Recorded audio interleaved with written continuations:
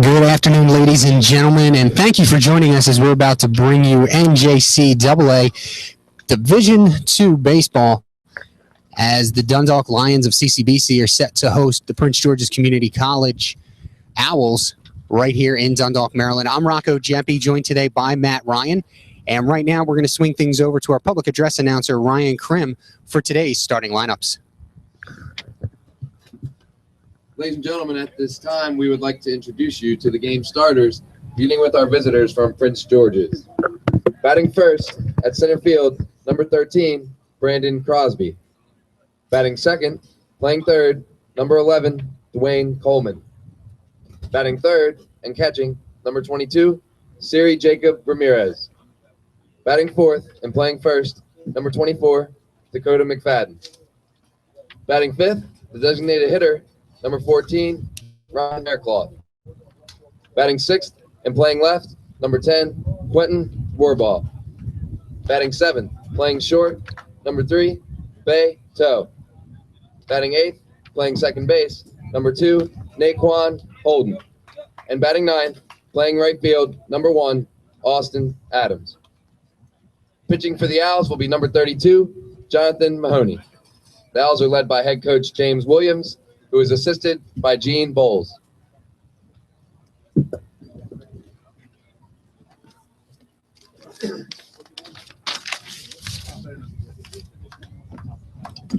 Hey, Rocco.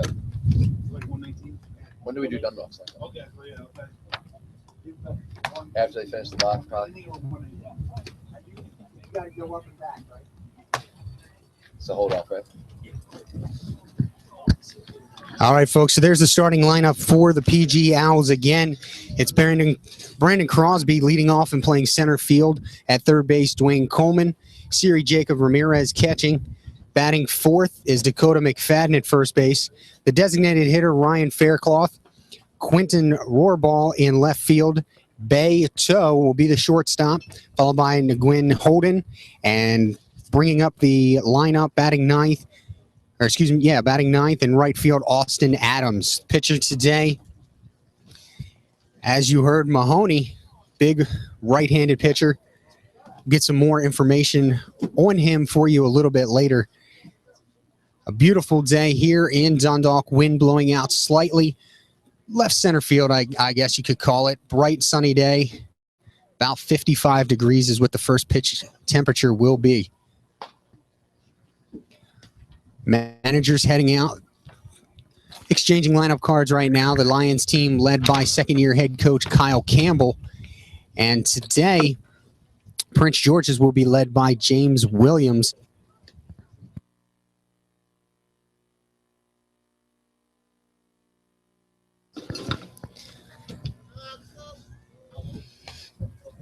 So as we wait for the lineup cards to finish,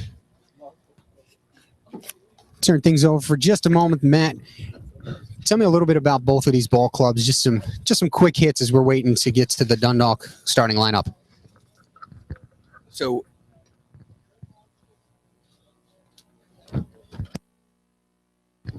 all right.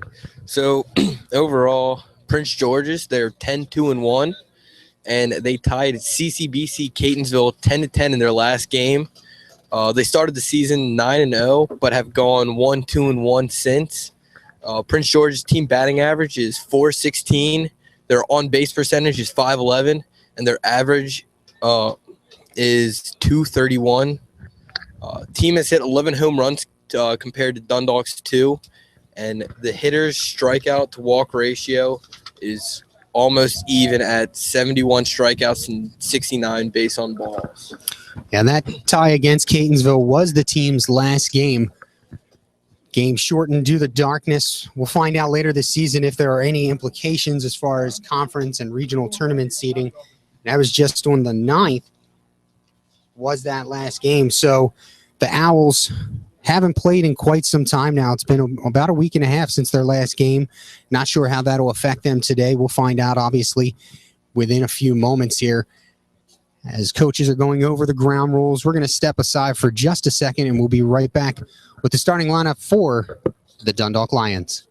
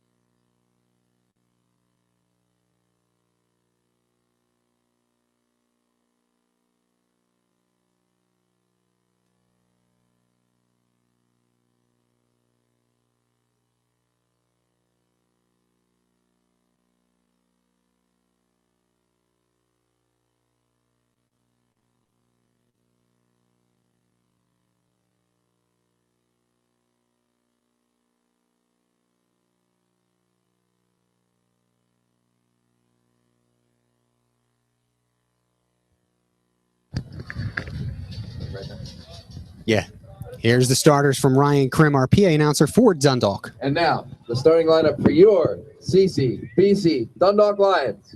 Batting first at short, number 2, Joey Lacasio. Batting second in right, number 5, Tyrus Jones. Batting third, playing second base, number 8, Jamie Nail Jr. Batting fourth and playing first, number 24, John Staub. Batting fifth, playing left field, number 19, Justin Mack. Batting sixth, the pitcher, number 23, Miles White. Batting seventh and playing third, number 10, Parker Lanivi. Batting eighth and catching, number 14, Kevin Johnson. And batting ninth, playing center field, number 16, Michael Mowry. And again, pitching for your Lions, number 23, Miles White. The Lions are led by head coach Kyle Campbell, who is assisted by Garth Irwin, Joe Mirable, and Travis Hash.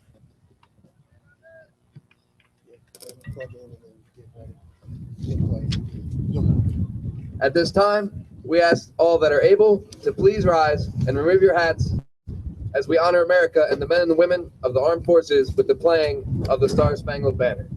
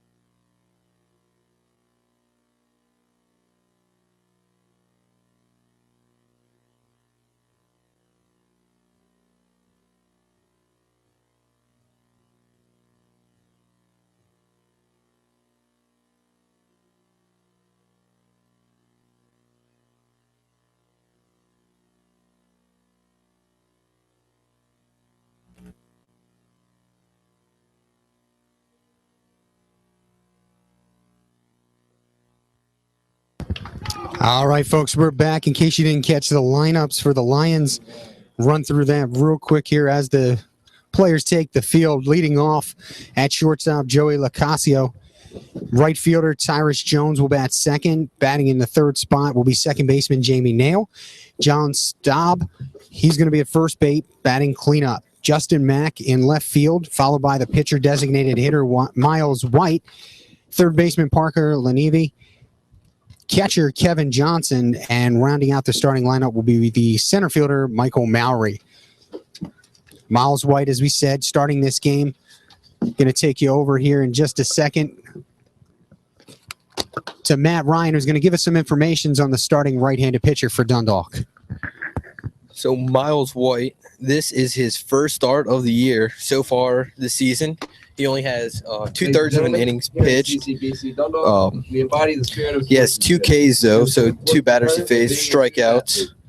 Doesn't have really too many stats coming up this year, but he's looking for a strong start right now and hopefully lead the Lions to a win this game.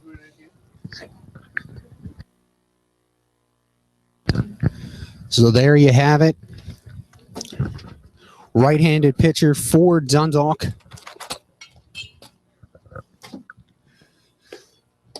.6'1" from East Atlanta, Georgia. 170 pounds, looking to get Dundalk back on track. Now, ladies and gentlemen, since 1957, CCBC, which now educates nearly 63,000 students each year, has opened the doors to accessible, affordable, high-quality education, inspiring brilliance among generations of area residents. Over the past 60 years, hundreds of thousands of students have made their starts, earned degrees, launched and advanced careers, transformed their lives and the lives of others through CCBC experiences. Visit www.ccbcmd.edu/brilliant for more about CCBC's 2017 Diamond Anniversary.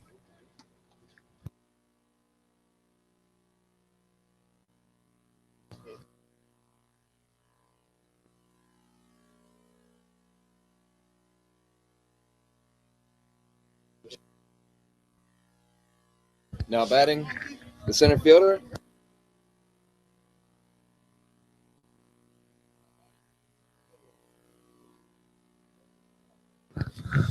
So Crosby to lead things off for the Owls. Comes into the game a .543 batting average. Leads the team, or excuse me, is in second place on the team behind Siri Jacob Ramirez. White is ready to go for the Lions, his catcher and battery mate. Kevin Johnson heads back behind the plate. And here we go. Umpire setting some things straight over in the dugouts. White looks ready. Crosby is ready, and the umpire says, let's play ball. First pitch, 335, is a strike. Crosby in the hole early, 0-1.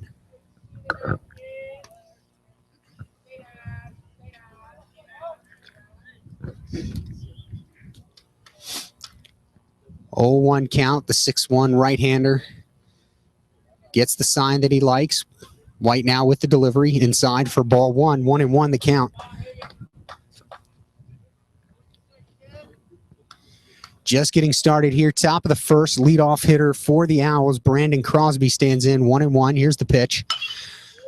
Fly ball to right field, drifting back for the Lions and making the catch for out number 1 there is their starting right fielder, Tyrus Jones. Easy play for him. Drifted to his left and made the catch. So on 3 pitches. The third baseman, number 11, Dwayne Coleman. The Owls have 1 down. So here's Coleman, Dwayne Coleman. Coming in his 9th game of the season. Lays down a bunt, picked off. And the throw is in time at first base. It goes 5-3 on the putout. Lednevi to Staub. Now batting the catcher, number 22, Siri Jacob Ramirez. So the first 2 outs coming pretty quickly for White and his defense.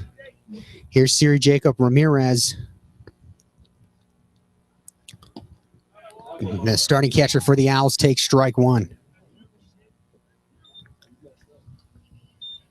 White deals quickly. He gets the ball back and doesn't waste much time on the bump. Delivering it to Johnson now. Good curveball. And now Ramirez in the hole, 0-2. 2 down, top of the first. We are scoreless.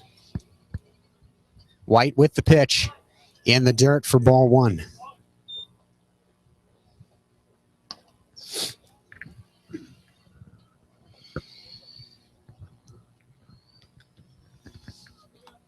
Ramirez steps back in. Pitch from White fouled off over the first base dugout. Count remains 1-2.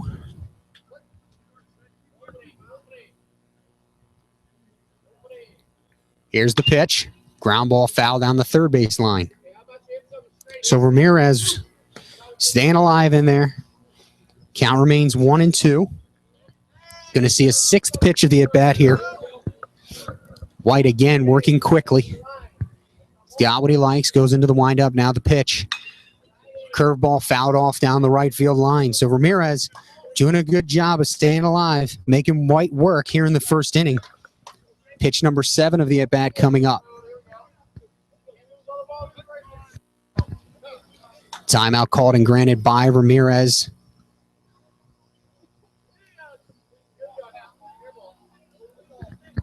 Little bit of a breeze here in Dundalk. White ready, throws inside and does not get the call. Catcher Kevin Johnson thought that they had that one. Instead, it's ball 2. 2 balls, 2 strikes. And the pitch from White inside, ball 3. So Ramirez, after falling behind in the count, 0-2, has worked the count back full.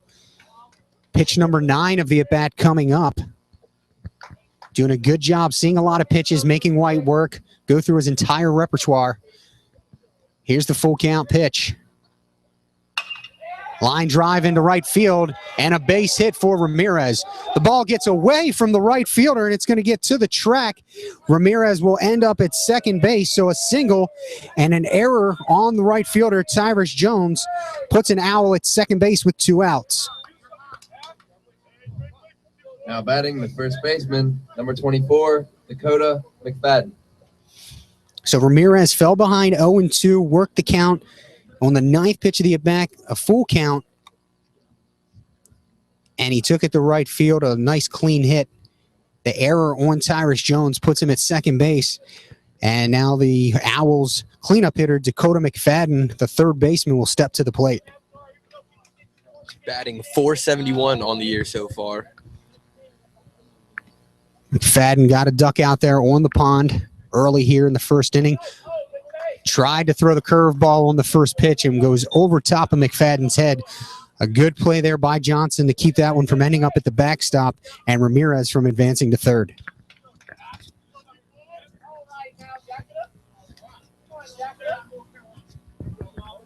White slowed down a little bit now that there's a runner on second. Here's the pitch. Fouled off out of play over the right field line. 1-1 the count. Top of the first, 2 outs. Ramirez at second, McFadden at the plate.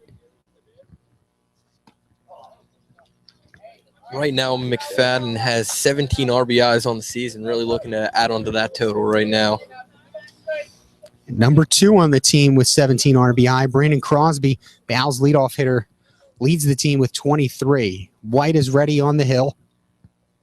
McFadden awaits his delivery. Here it is. Inside. Ball 2. 2-1 to McFadden. McFadden coming into this game, 34 at-bats, has not struck out yet this season. Contact hitter. Swings and misses at a ball low and about in the dirt. So now the count even at 2. 2 balls, 2 strikes. 2 outs here in the top of the first.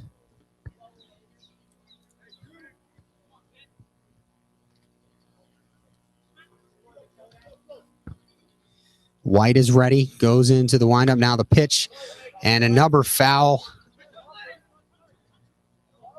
Called foul by the field umpire. So we'll do the 2-2 count one more time here.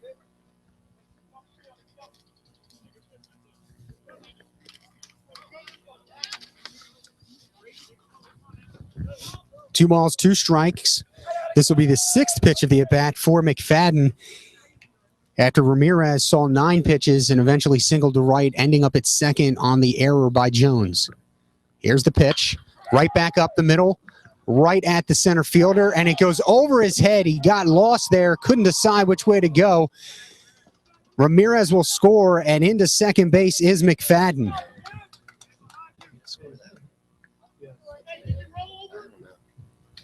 The Wilby scored a hit, so an RBI double for McFadden, and the Owls are up 1-0. 14, Ryan Fairclough.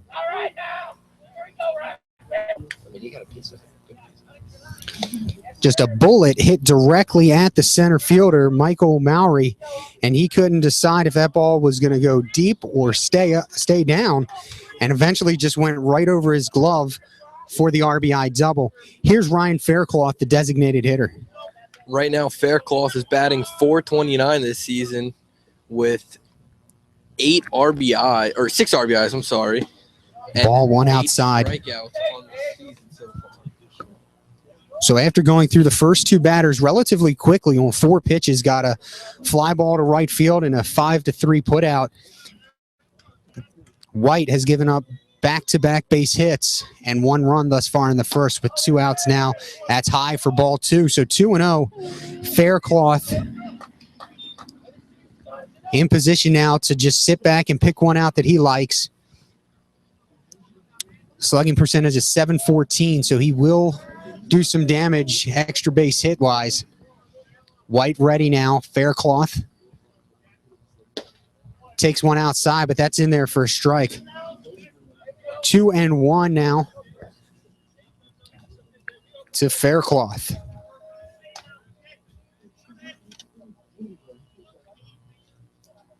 White goes into his set. Now the pitch. Low and in. Ball 3. So 3-1, a good hitter's count here.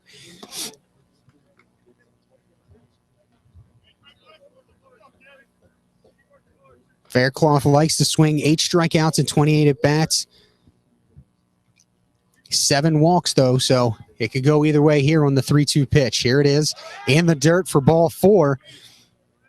So now runners at first and second with 2 outs. Now batting the left fielder, number 10, Quentin Warball. Warball, the left fielder, will step to the plate. He's hitting .381 this year so far with 6 RBIs and has a slugging percent of .619. Johnson goes out to have a conversation with his right-handed starter.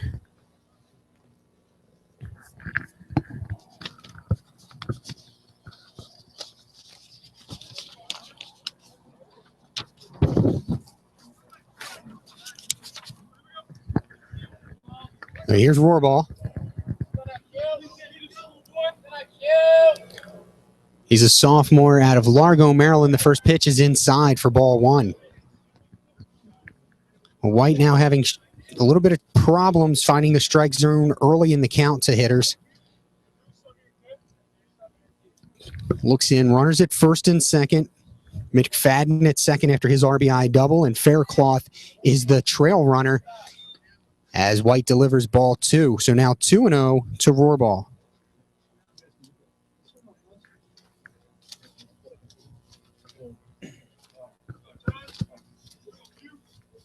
Two balls, no strikes to Warball. White sets. Now the pitch. High ball 3.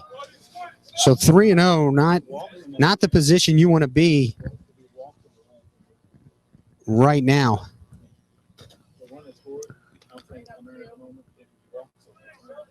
This team batting .416 as a team, so they will pick out one to hit. 69 walks as a team. Pretty impressive after 12 games. He'll get the call on the outside corner there. 3 balls, 1 strike.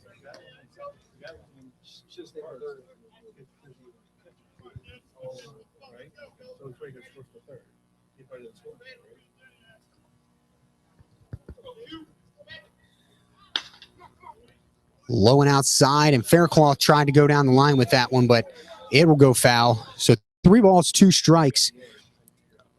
And good news for White is that he worked himself back into this count. Bad news is both runners will get a running start. Again, McFadden at second, Faircloth at first base. 2 down, top of the first. The Owls lead 1-0.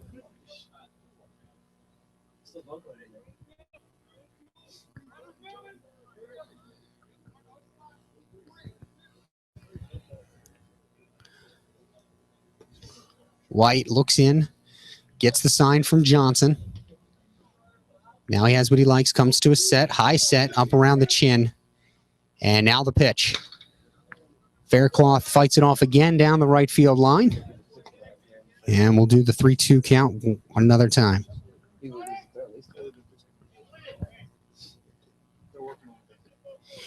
3 balls, 2 strikes, 2 outs here in the top of the first. The Owls lead 1-0.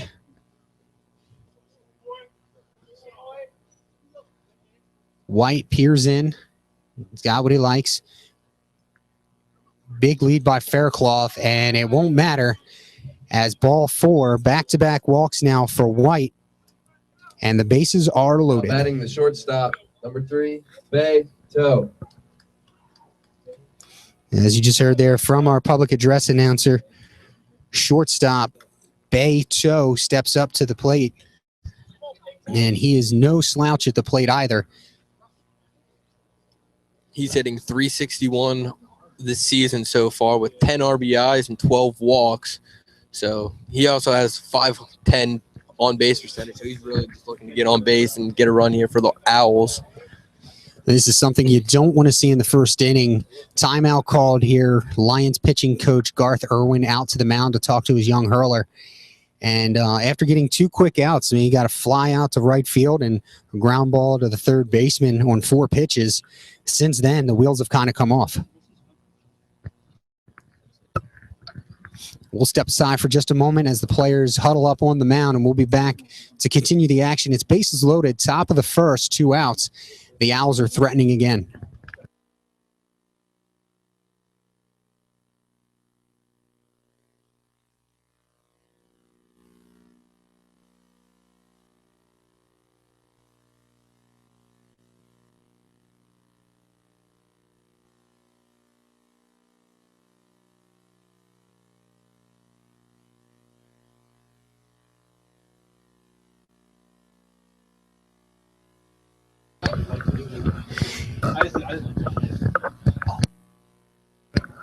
We're back here now. White is ready at the hill. First pitch is fouled off by Toe. So White jumps ahead early, 0-1. I believe that's the first time he's been ahead of a hitter since Coleman grounded out to third base to start an at-bat.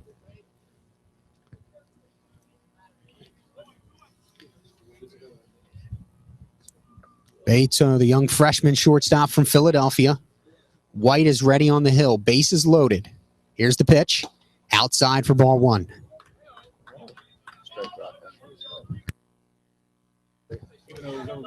So I'll correct myself. That was a called strike. So 0-2 to Toe.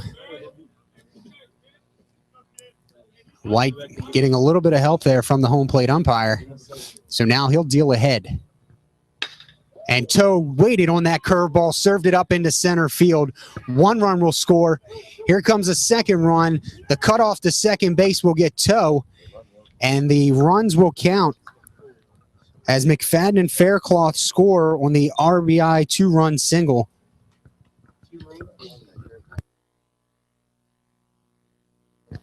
So we'll go to the middle of the first. It's Owls 3, Lions 0. 3 runs on 3 hits in that first inning. We'll be right back.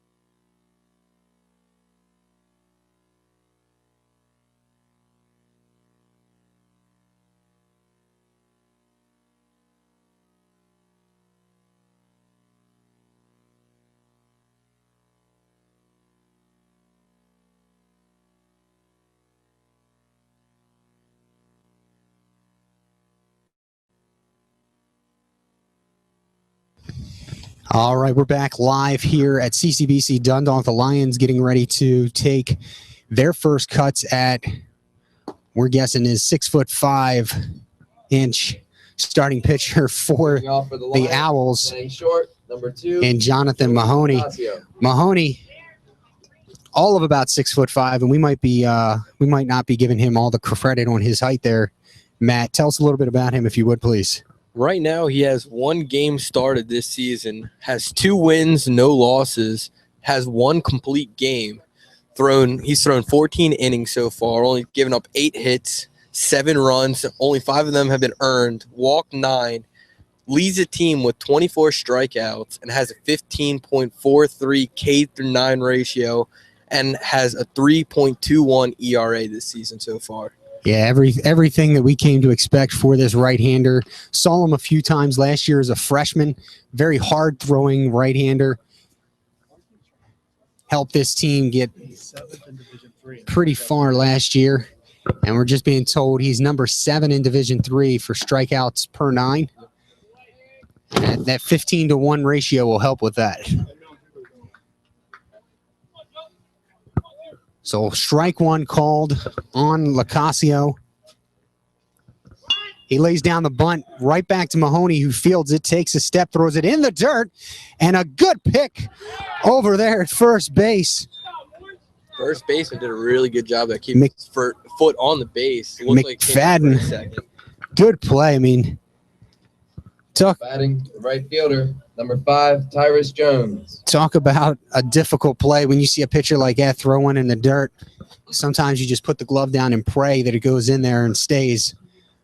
A good play by McFadden nonetheless, and so it's 1 down for the Lions as a ball is taken by Tyrus Jones, and Jones, I'm sure, wants to make up for that error that he had in the first inning on the base hit by Siri Jacob Ramirez. He takes ball 1 in the early part of the at-bat, now even at 1.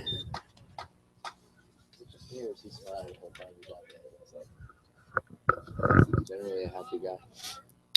1-1 the count. Mahoney ready.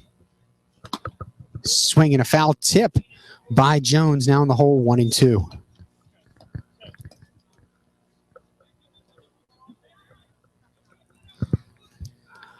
Lions going to try and get back into this one. They're going to have to chip away at a 3-0 deficit. After 1/2 inning, we're a third of the way through this first inning.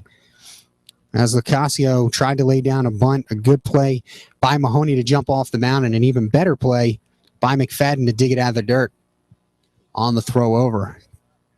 Timeout called and granted for Jones. I thought he called that kind of late there myself, but that's why we're behind the fence and not in a mask behind the plate. Here's the pitch by Mahoney. Tried to get the curveball over and just kept it up too high. Taken for ball 2 by Jones.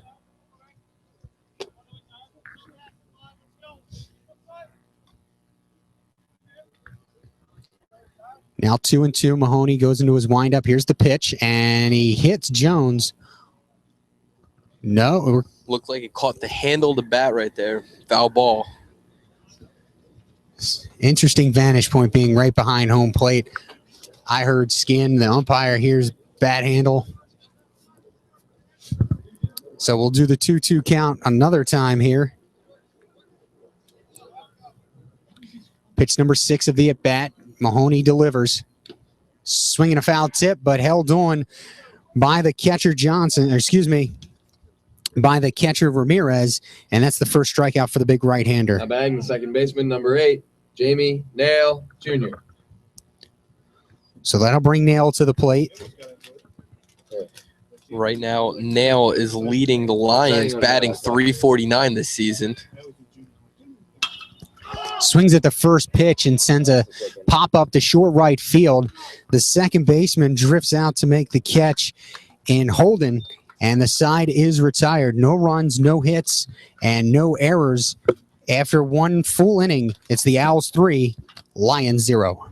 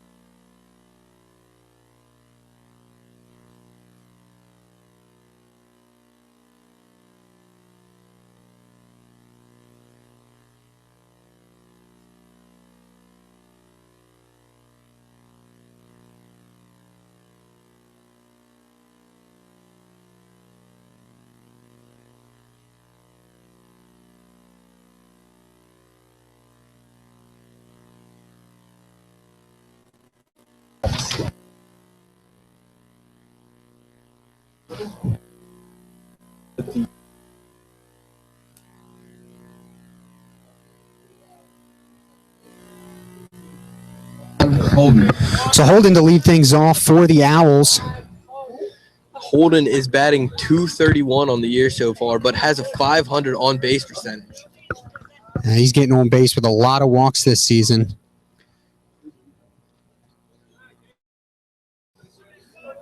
Cool. So we're ready to go here. White hoping for a better fate in the second inning as Holden's ready. The first pitch in the dirt for ball one.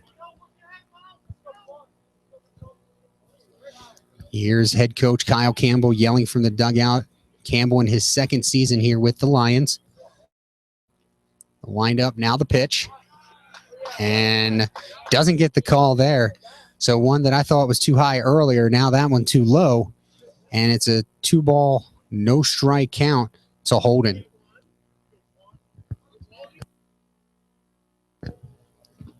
And another low pitch. So now 3 balls, no strikes to Holden, leading things off the second baseman. White does not look happy. Trying to find his rhythm, find a groove here. Goes into his windup. Now the pitch. And that stays high. So a 4-pitch walk to start the inning. Not how White and the Lions wanted to get things going here. Issues his 3rd walk of the day. Batting to the Owls, right fielder, number 1, Austin Adams. So Austin Adams, the right fielder, now to hit. He's hitting .333 on the year and also has an on-base percentage of .333. He'll look to advance Holden to second base. I wouldn't be surprised to see a bunt here. He takes strike 1.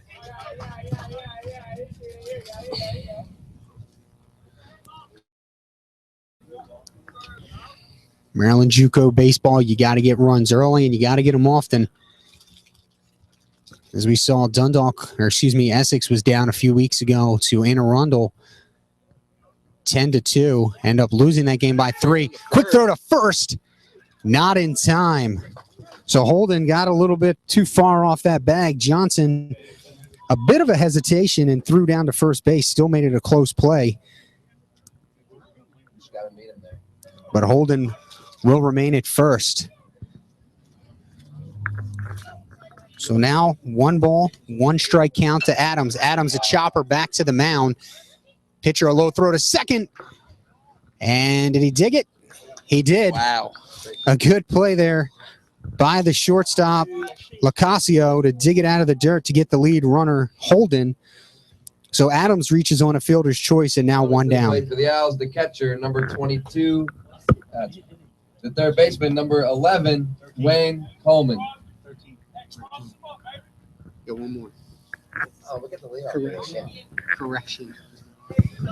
So Crosby will step to the plate with a runner on first.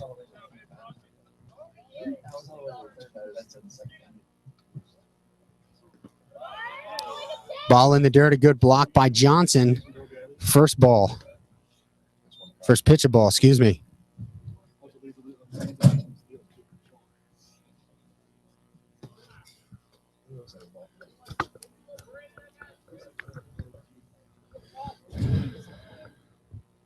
Crosby, fly out to right field in his first at bat. A good lead over there by Adams, and the throw gets away. White tried to keep him close. It gets down the right field line. Here goes Adams. He's looking for third, and he will get it easily. Slides in there. The ball just getting to the third baseman. And now a runner at third and 1 down. Austin Adams got a considerable lead. White tried to throw over to keep him close and just threw it right by first baseman John Staub and the line into the bullpen area. Adams goes first to third with no problem. And now an Owl on third and 1 down. Crosby looking for the RBI. And outside, so now 2 balls, no strikes.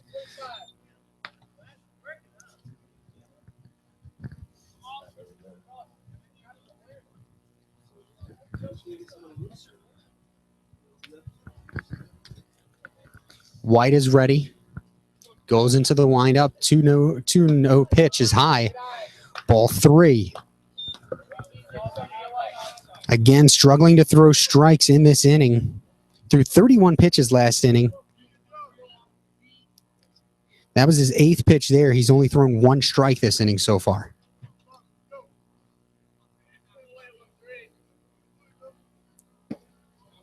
His 9th pitch and 2 strikes. Pitch number 10 of the inning is in there for a strike. 3 balls, 1 strike. White goes into the windup. Now the pitch. Swung on. Deep fly ball to right center field. And a good play to get back on the warning track and make the catch there by Mowry. Adams will tag easily and score. So a sac fly for Crosby to get the run across. 4-0 Owls. The third baseman, number 11, Dwayne Coleman. Had to give him a little more credit this time since he's really bad. Dwayne Coleman grounded out the third last at bat.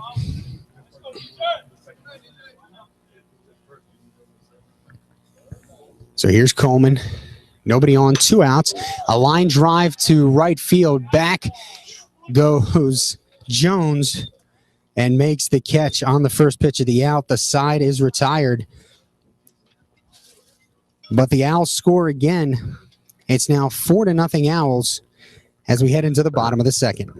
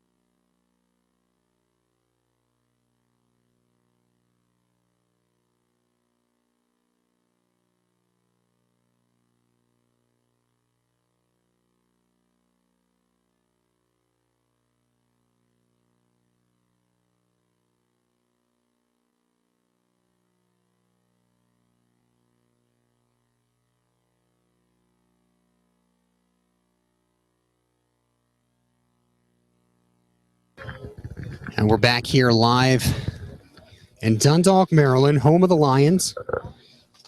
Leading things off, John Staub. The inning for the Lions, the first baseman, number 24, John Staub. First baseman, we saw him make a good play earlier today. Right now, Staub is hitting 300 on the year. Has an on-base percentage of 349. Takes the first pitch high for a ball. Staub out of Cockeysville, Maryland. He went to Loyola Blakefield for high school. Here's the 1-0 pitch from Mahoney. And that one's low and outside, so 2-0. I think you got to be patient with Mahoney. Work the count in your favor. Look for a curveball here from the big right-hander. Line down to third base line and just foul by about a foot or so, as we saw the dirt kick up here behind the plate where we are broadcasting this afternoon. 2 balls, 1 strike, and Rocco Jeppe joined by Matt Ryan. We thank you for joining the broadcast today on a slightly windy, slightly sunny afternoon. Curveball stays high, 3 balls, 1 strike.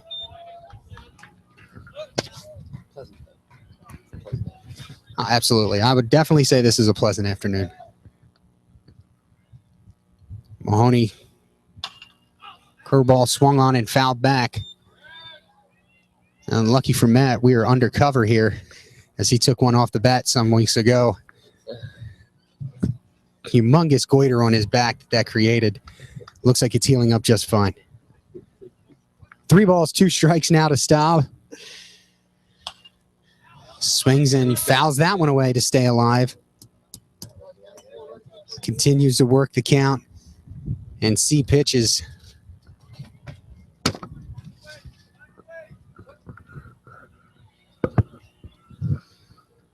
Mahoney deals.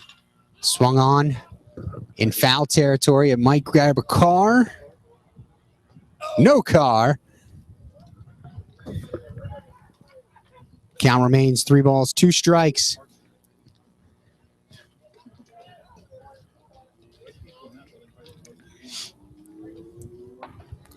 The Lions looking to jump back into this game. Staub is the leadoff hitter here in the second inning, for the Lions, bottom 2, and they find themselves in a 4-0 hole. Mahoney delivers. Another high one fouled off by Staub. And he'll continue to hit. Oh, yes. I got to say, though, Staub got to do a better job of selecting which ones he's swinging at. He's probably swung at ball 4 twice already. We'll do it again. 3-2 pitch. Here it comes. Outside line drive to the second baseman. And on the first for the putout. That was Holden who made the play there, 1 down. Batting for Dundalk, the left fielder, number 19, Justin Mack. So a 9-pitch at bat for Staub. Ends in a ground out 4-3. And here's Justin Mack. Justin Mack is hitting .324 on the year and has 442 on base percentage. Left fielder looks at ball 1 outside.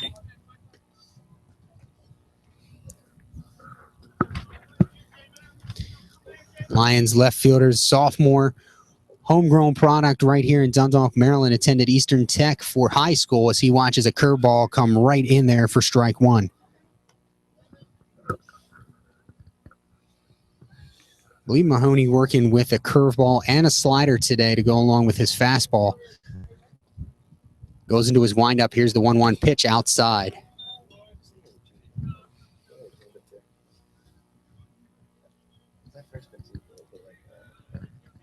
Two balls, 1 strike to Mack. Looking to get on base. Behind him is Miles White, the pitcher. Takes ball 3 in the dirt, so 3-1.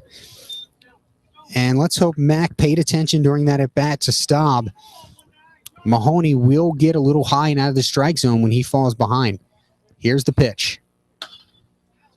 Fouls one off on the outer half of the plate. Now count is full, 3-2.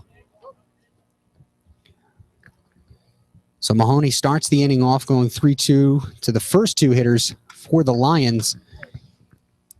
Ultimately got Staub to ground out to second. See what he does here with Mack. 1 down here, bottom of the second inning. Mahoney has what he likes, goes into the windup. Now the pitch. Outside line drive to center field, but it hangs up long enough. And Brandon Crosby able to pull it in for out number 2. Coming up for the Lions, the pitcher, number 23, Miles White. So here's White. White this year is batting .310, has an on-base percentage of .375. Looking to get on base to help out his cause. Swings at the first pitch, ground ball to third. Coleman goes across, easy throw to McFadden for the 3rd out. So 3 up, 3 down, go the Lions again. The score remains Owls 4, Lions 0.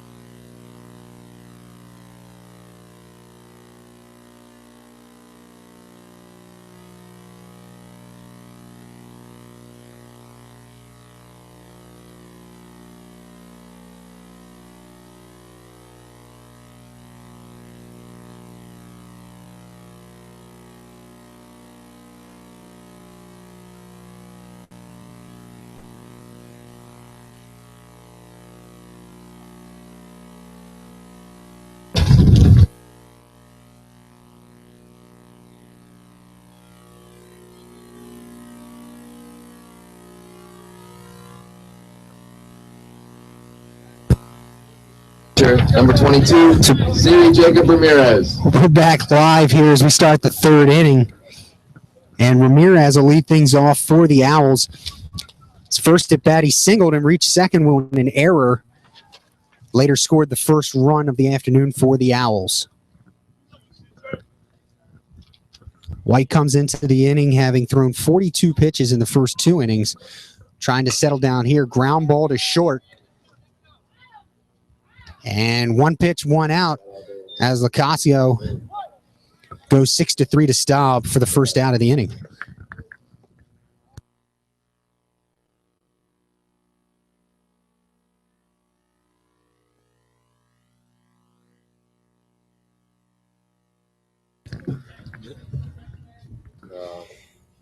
Here's McFadden. First pitch from White, swing and a miss on the inside. Changeup, it looked like. George's the first baseman, number 24, Dakota McFadden.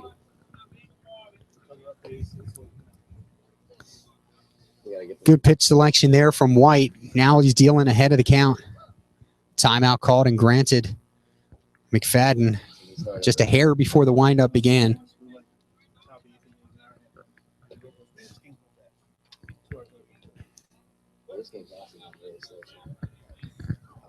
White's ready to go. Goes into his windup. Fires. Fouled off by McFadden. He's in the hole 0-2. So 0-2. We'll see if White, he's had some trouble working ahead of the count earlier in the game. See if he can put McFadden away. Comes the 0-2 pitch. And McFadden helps him out. It looks like that one was stayed inside. He was afraid it was going to break back over and fouls it off into the Lions dugout. It remains 0-2.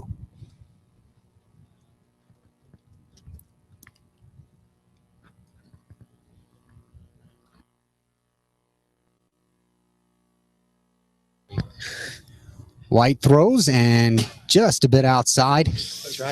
Ball 1. He led you right into that one, didn't he? Just a bit off. So 1-2 now to McFadden. 1 out here, top of the third. He tries outside again and misses ball 2. 2-2. Good pitch selection right there, trying to get him to fish out for that slider on the outside corner. Trying to get him to bite. Instead, McFadden evens up the count at 2. Here's the pitch. Ground ball to second base. And it'll be a 4-3 put out. Nail making the play for the Lions. And just like that, it's 2 down. Coming to the plate, the designated hitter, number 14, Ryan Faircloth. Faircloth drew a walk his first time up and later scored a run. Hard to break it down. Asking the umpire to slow things down so he can dig in. Here comes White. He's ready with the pitch. High ball 1 over top of the head of the right-hander.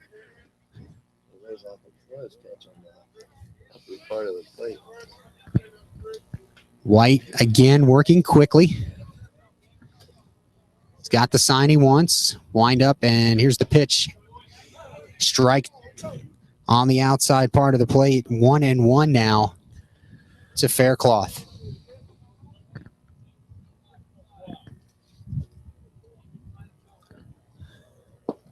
The 1-1 pitch is taken low for ball 2.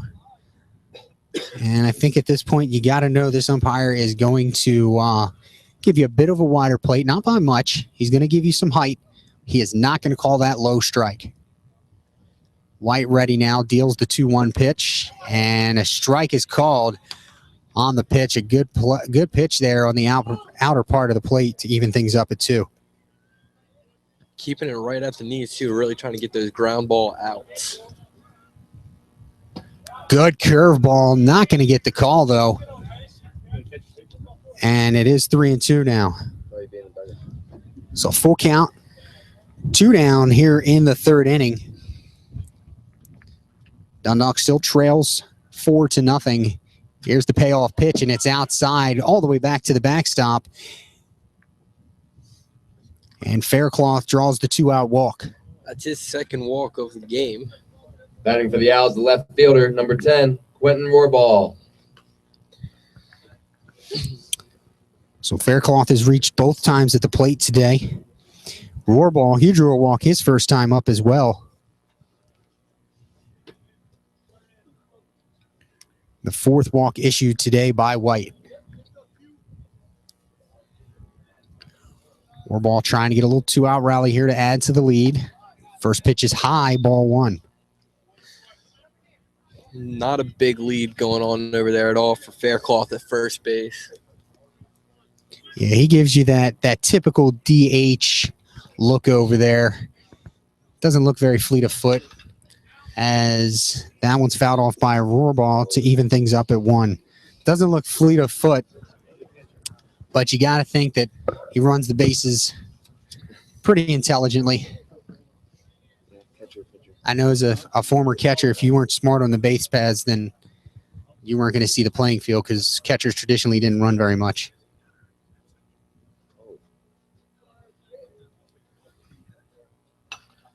And the pitch is fouled off again, so 1 ball, 2 strikes now against Rohrball. And White will again try and get out of the inning ahead of a hitter, this time 1-2.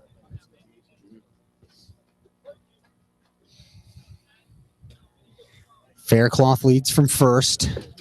The delivery from White, late breaking pitch, fouled off down the right field line and out of play by Rohrball.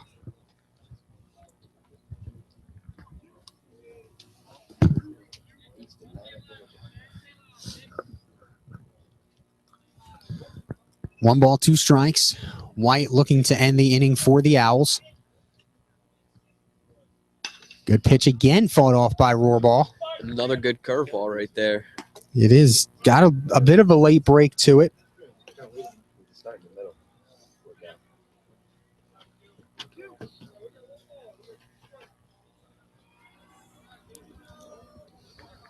So we'll go 1-2 again. The 7th pitch of the at-bat now. White goes high for ball 2. Fastball really high right there. Almost got past the catcher. Had to jump up and catch that out of the air. Johnson doing a good job of springing to his feet there. Faircloth looks devious over there. He might be going here on this pitch. He stays put, as that one's smashed into the ground in front of home plate and goes foul off the third base coaching side.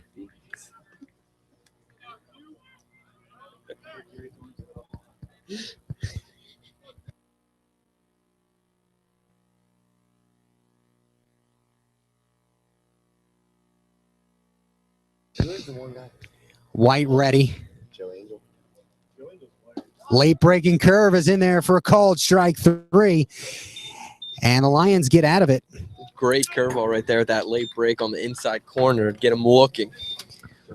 So no runs, no hits, 1 left on. And for the first time, the Lions pitcher White has a clean inning. We'll go to the bottom of the third. The score remains Owls 4, Lions 0. Ladies and gentlemen, since 1957, CCBC, which now educates nearly 63,000 students each year, has opened the doors to accessible, affordable, high-quality education, inspiring brilliance among generations of area residents. Over the past 60 years, hundreds of thousands of students have made starts, earned degrees, launched and advanced careers, transformed their lives and the lives of others, all through CCBC experiences. Visit www.ccbcmd.edu/brilliant for more about CCBC's 2017 Diamond Anniversary.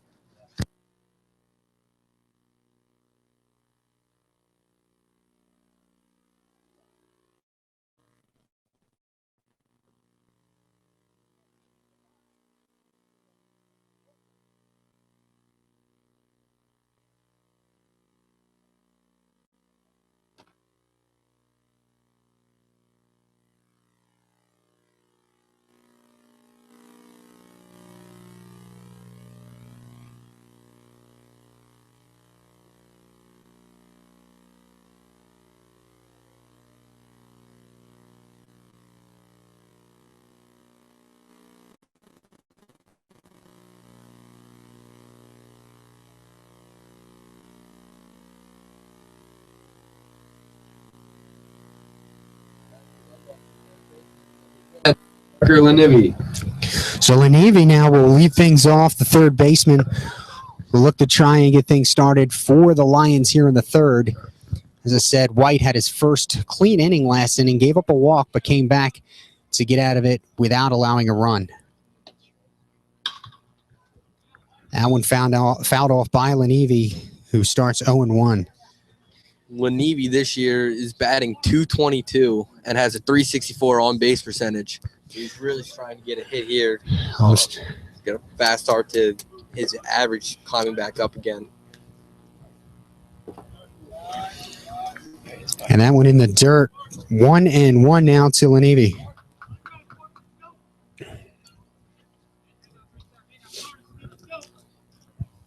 I think the thing that makes Mahoney difficult to pick up is when you watch his delivery, he's got a pretty substantial fall off to the first base side before delivering it. And he's almost touching the ground darn near as we see Lanivi foul that one off.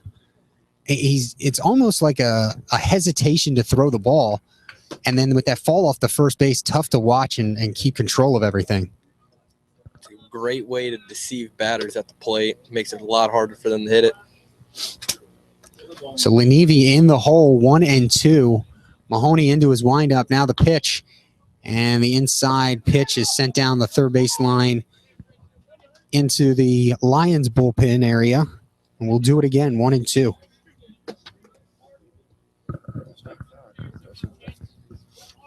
Lanivi digs in. Right-handed hitter is ready. Right back up the middle and a base hit for Lanivi to start off the third for the Lions. Lions' first hit of the day. To the plate for the Lions, the catcher, number 14, Kevin Johnson.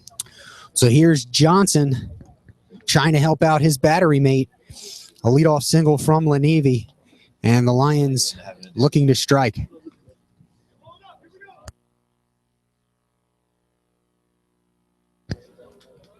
Lanivi, a good lead off from first base. Johnson, Lanivi dives back head first. Johnson, not a big hitter so far this season, Matt. He's only batting .211 this season so far and only has a .250 on base percentage. I'll look for the sacrifice. We're still early in this game. Lions looking to get runs any way they can as that one stays high for ball one.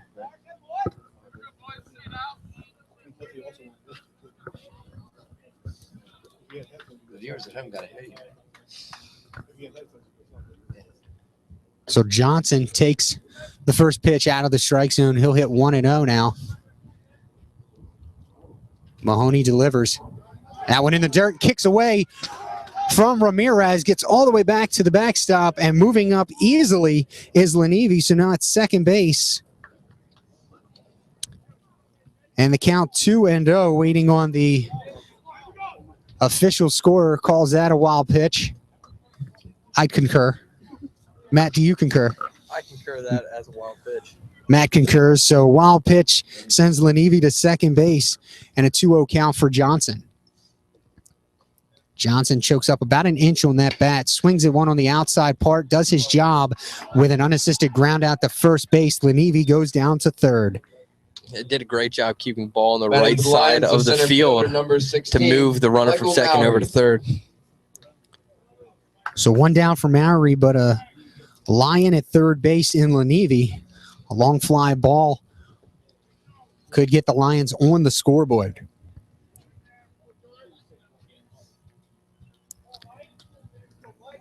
Mowry digs in. Mahoney sees the pitch that he wants, now sets. There's the pitch, and he squared. The ball gets away from Ramirez. So Mowry squared and did not make contact, but a pass ball on Ramirez will score the run. Pass ball, but was it a strike? It was because he You did offer. So 0-1. Lanivi scores the run, so the Lions on the board. And I don't know if Ramirez got crossed up or if it was just having that bat from Mowry in front of him. In any case, it's now 4-1 Owls as the Lions are on the board. Ground ball, weakly hit to short. It's taken its time to get there. The throw to first. in time. It goes 6-4 on the putout toe, or 6-3 rather, toe. And then McFadden tosses the ball on the ground to the pitcher's mound thinking it was out, number 3. Coach Williams imploring him to pay attention. The Lions, the shortstop, 2 down. number 2, Joey Lacasio. And Lacasio to the plate. He ground out to the pitcher last at bat. So Mahoney working a little bit harder than I'm sure he wanted to this inning. Lions now on the board. It's 4-1 Owls. 2 outs here in the bottom of the third. Casio takes ball 1 high.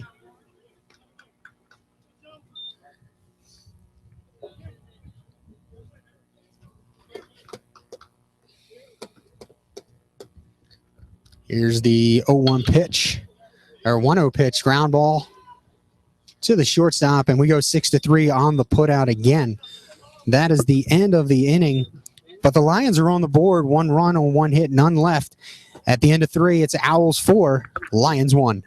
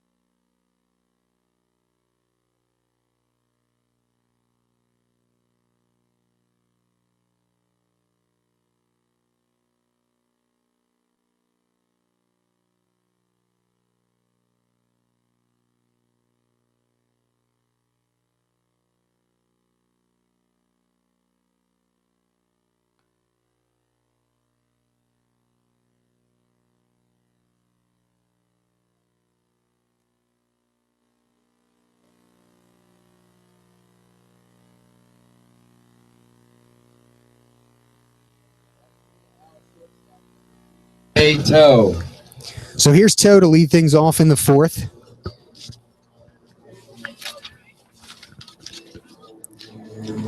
So, sorry to cut you off there, Matt. Toe singled the first time up, swings through strike 1. And White again starts ahead in the count. Did I steal your thunder? I'm sorry. All good. Make it up to you later. 0-1 pitch is fouled off down the right field line. So White jumps ahead 0-2 here to start the 4th.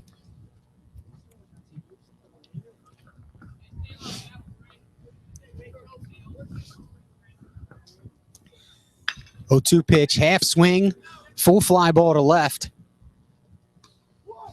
And we got 1 down as Mack hauls it in on the 3rd pitch of the at-bat. Coming to the plate, the second baseman, number 2, Naquan Holden. Naquan Holden coming up to the plate. He walked his last at bat. Holden now looking to reach base again. Takes the first pitch low for a ball. It's very refreshing. The one thing I like about watching and announcing games at this level is every time the ball hits the dirt, you don't have to wait 30 seconds for the umpire to get another one out to the pitcher. He rubs it down and so forth.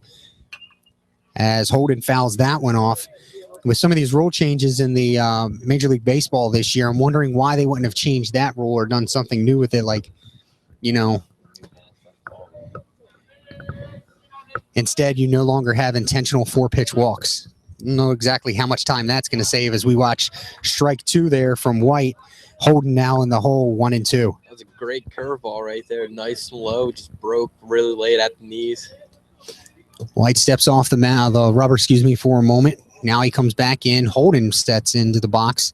White with the windup and the pitch, low and in the dirt for ball 2.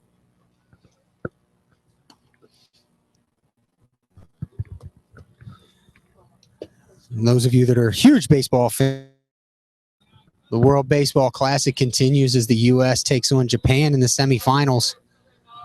9 p.m. on the MLB Network. Ground ball to the 5.6 hole and through for a base hit. 5.5, I'm sorry. Stop right there, but just barely outstretched, barely got it past the Batting for Prince George's, right the there. right fielder, number Really 1. close to making a nice diving stop. Yeah, true single. Nice single there for Holden. Put it in between the third baseman and shortstop, and now Adams steps to the plate. He had Holden aboard the last time he was up. Holden reached third base eventually on the 2-base error when White tried to throw over to keep him close. There goes Holden. Throw to second. He cuts it short. Now we go back to first, and that ball gets away from Staub, and Holden will get to second base standing up. So a very interesting turn of events there as Johnson threw down. Holden had held up halfway. The shortstop, Lacasio, came across, threw the ball back to Staub at first base. The ball gets away from Staub, and Holden eventually reaches second anyway. So I'm calling the error on Lacasio, I believe. Yep. Was it the second baseman? So not Lacasio taking the throw down there. It was Nail, so the error charged to Nail. Holden is at second now, and a swing and a miss. The count even at 1.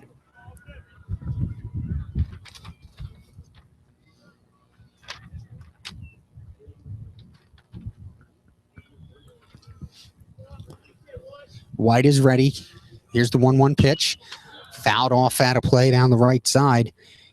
Now 1-2.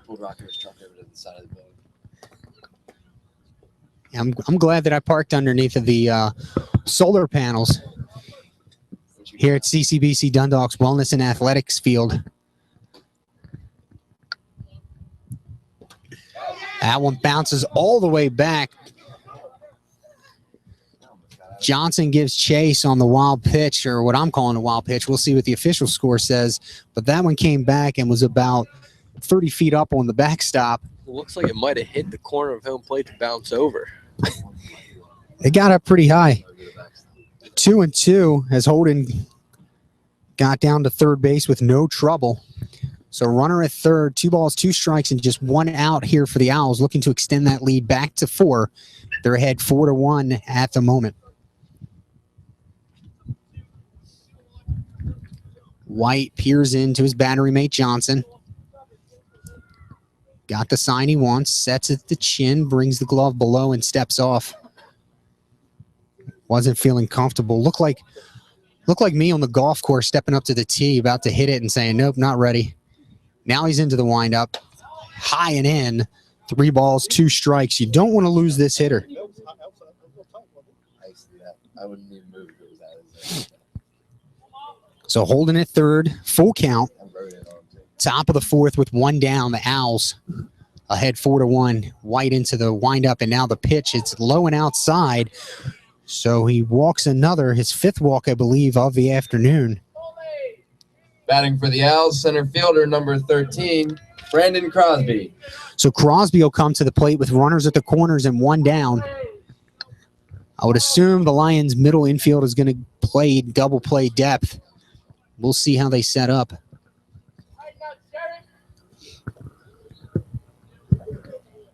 Crosby's 3rd time at the plate now. And a easy toss over to first base to chase back Adams. Don't be surprised if you see a bit of a double steal or something along those lines here as Adams knows his way around the base paths.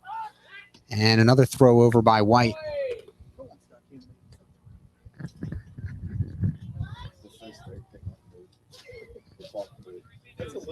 baseball now, but I think it's still legal. It is. It's legal here, but not in majors. I was lefty, so I know. White checks Adams at first. Here's the pitch, high and in.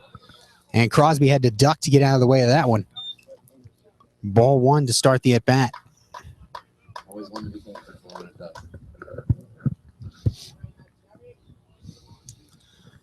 1-0 to Crosby. Holden at third. Adams at first for the Owls. White sets, now the pitch. There goes the runner. Straight steal. Here comes Holden for home. They got a play on him, and he is out. So 2 down.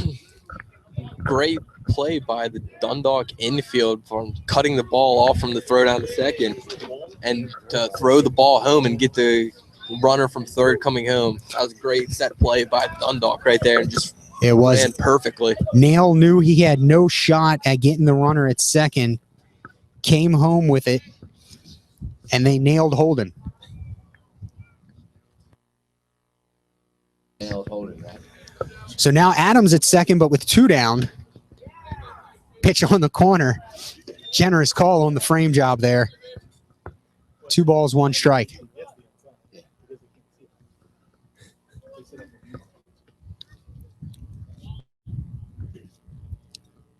White looking to get out of the inning unscathed. Timeout called.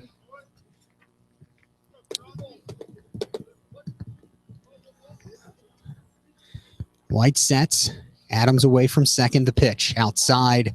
Ball 3. 3 balls, 1 strike to Crosby, who after all of that is still at the plate. Sacrifice RBI his last time up. Officially 0 for 1 on the day. Here's the pitch. Chop back up the middle. Good play. Behind second to throw to first. He comes off the base as Staub stretched to try and get to that one. Lacasio, even a good play would have been close. Required a good play. Ruled an infield hit, and I would agree with that. A lot of hustle there from Crosby. The third baseman, number 11, Dwayne Coleman. Adams goes to third on the play. Runners at the corners again for the Owls this inning, this time with 2 outs, and Coleman coming to the plate.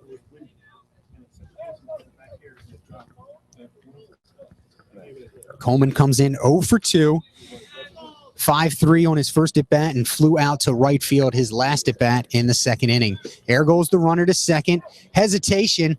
Here comes the throw home again. The double steal does not work. Again, Johnson. Play from Dundalk. The throw down to second, cutting it off from the second baseman, throwing it home, and getting the runner coming home again. So twice this inning, the Owls try the double steal, and twice they get cut down. No runs, 2 hits, and 1 error. We head to the bottom of the 4th. It's the Owls 4, Lions 1.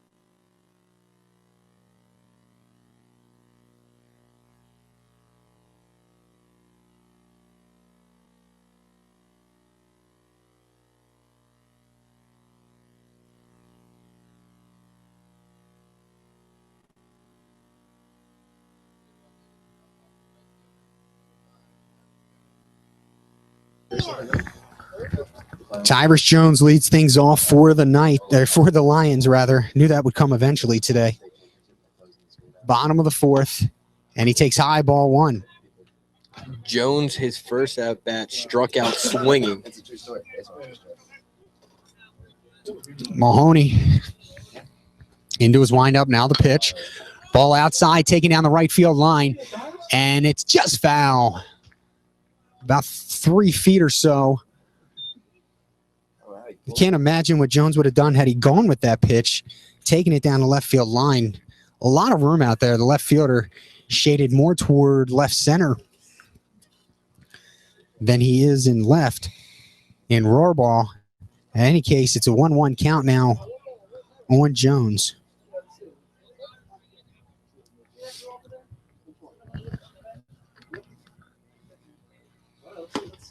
High ball 2. 2 balls, 1 strike.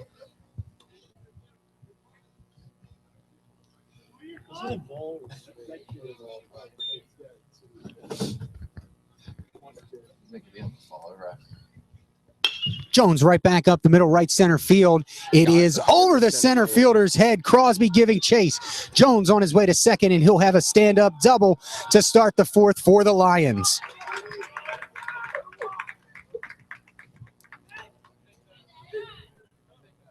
Nice piece of hitting there by Jones. Got something he could handle. Batting for Dundalk, the second baseman, number 8, Jamie Nail Jr. Sent it to right center. Crosby probably could have taken a better angle, but passed him nonetheless. And so now Nail steps to the plate with a runner at second, nobody down.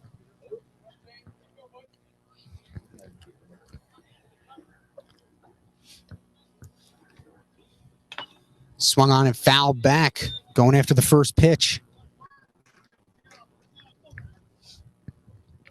Lions trying to scratch their way back into this game, down 4-1. A leadoff double by Jones at second base. Nail in the hole, 0-1. Mahoney, he's ready, got the pitch he likes, sets from the chest now. Here comes the pitch. Fly ball to right field. That one's fading. A good catch out in right by Adams. And the tag by Jones to get to third with 1 down. Good hitting Coming up for the Lions, from first Nail baseman, right there. number 24, John Staub. To have the ball go on the right side of the field for the tag up, so Jones could tag off from second and get to third. Exactly what you want to do in that position. Runner at second, nobody down, hit the ball on the right side. That's what Nail did, and now he'll hope that his teammate John Staub, the young first baseman, can get the Lions its second run of the game. Here's the pitch. Off speed, and a good off-speed pitch, a good placement. It's 0-1 to Staub. Not something you want to do against this big right-hander, is have to work from behind in the count. He sets, looks at the runner and Jones. That one hung up there, and he did not wait on it. Coming over the dugout for the Lions, and out of play for strike 2.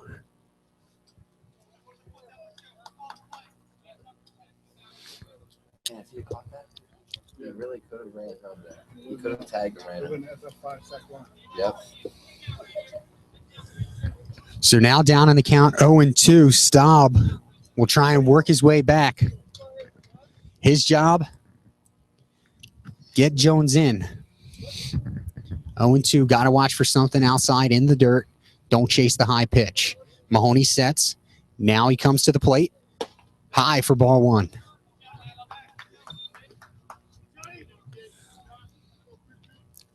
I'd like to thank everyone for joining the broadcast today. Our first Dundalk baseball broadcast of the season.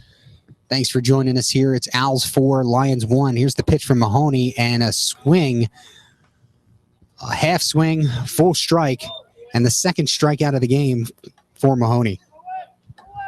Batting for Dundalk, the left fielder, number 19, Justin Mack. Mac steps up to the plate.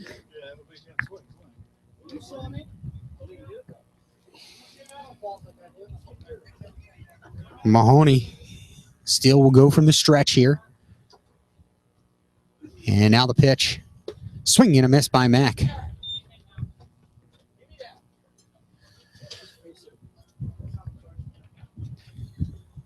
Mac steps out, now makes his way back into the box. Right foot as far back in the right side of the right-hander's batter's box as it can go. Mahoney sets, and now the pitch. Swung on down the third base line. It is a fair ball. Long throw and off the mark. That'll score the runner, Jones. And going to second base is Mac on the error.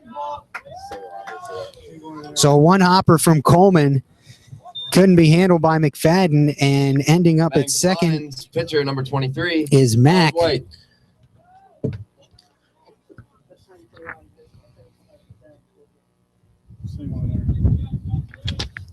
Ruled a single and an error, so give him the RBI. And it's 4-2 now, the lead cut in half by the Lions. They trail by 2. Here's White, and I'll go with the obvious, the quintessential, the don't be dorky, trying to help his own cause. Mahoney calls his catcher out, Ramirez. The two meet halfway and discuss how they are going to pitch Miles White. Some people think Arenado is better than Machado.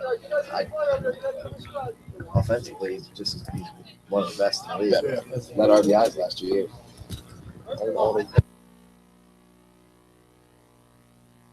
He doesn't. Right? And he plays in Colorado. Here's the pitch from Mahoney. Inside to White, ball 1. Honestly, if you talk a little bit more, people would know more of him. But it's Machado and Mahoney always looks like he's smiling out there on the bump. Yeah, better for Machado right now. Mac leads away from second. Here's the pitch. Gets away, fouled off rather. Strike 1. I mean, you see his mechanics. They're not the best.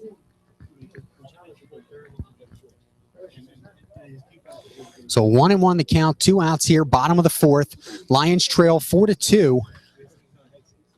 Not bad for a team that's made 3 errors in the first 4 innings. Mahoney asks his catcher Ramirez to go through the signs again. Now he has something he likes. Sets, checks Mac at second, makes the pitch, ball low and outside. 2-1 the count. Hasn't been done many times before. Takes some guts to do something like that. 2 balls, 1 strike. Mahoney looks at Mac at second. Shortstop makes a poke. Swing and a miss on the off-speed pitch. 2 balls, 2 strikes. 6 mile per hour changeup. No one's holding Mac at second, so he should just keep on taking as much of the lead as he can until they actually start holding him on. I've been checking it. Now 2 balls, 2 strikes, 2 outs. Mac at second. White trying to keep the inning going. Swung on and fouled back. We'll do it again.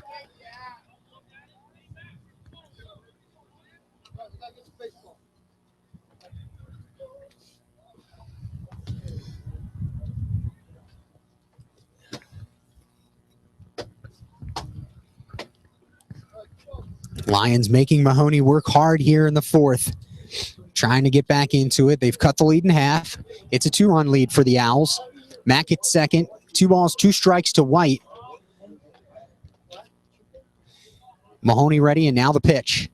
Swung on, foul tip is held by Ramirez, and that'll end the inning. So the 3rd strikeout for Mahoney, but not before the Lions get to him. A run on 1 hit. We go to the top of the 5th. It's Owls 4, Lions 2.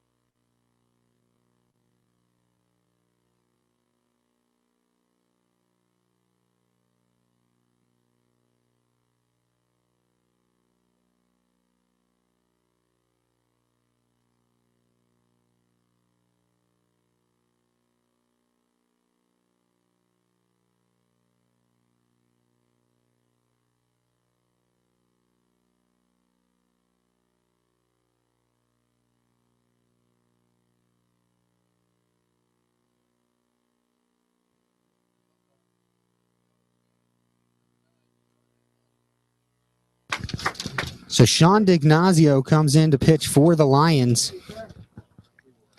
We'll get you some more information on the right-hander in a second. So the day is done for White. 4 innings, gives up 4 runs, all earned,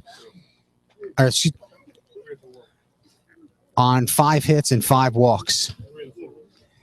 And just got a correction here. 3 of them were earned. And now batting for Prince George. 3 earned runs. Third baseman, number 11, Dwayne Coleman. And now DiGnazio into the game for the Lions to pitch here in the 5th.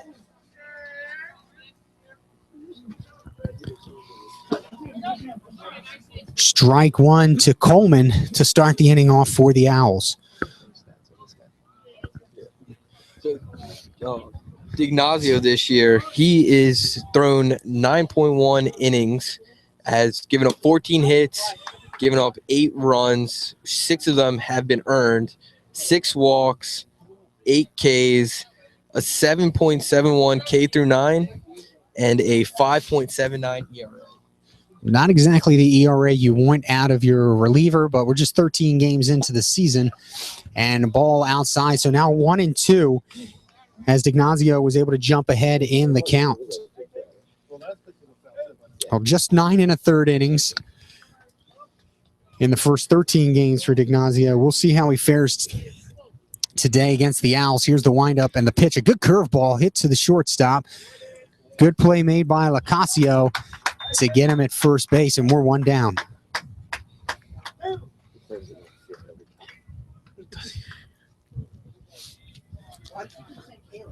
Batting for Prince George is the catcher, number 22, Siri Jacob Ramirez. Here's Ramirez, steps up. 1 for 2 today. 1 down here, top of the 5th. Owls lead 4-2.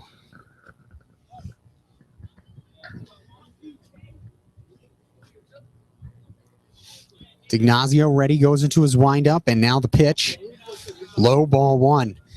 DiGnazio from Baltimore, Maryland, graduate of Kenwood High School, listed at 6 foot, 180 pounds, sporting the sunglasses on the mound as he goes into the windup to deliver his second pitch, a swinging strike to Ramirez. It's now 1-1.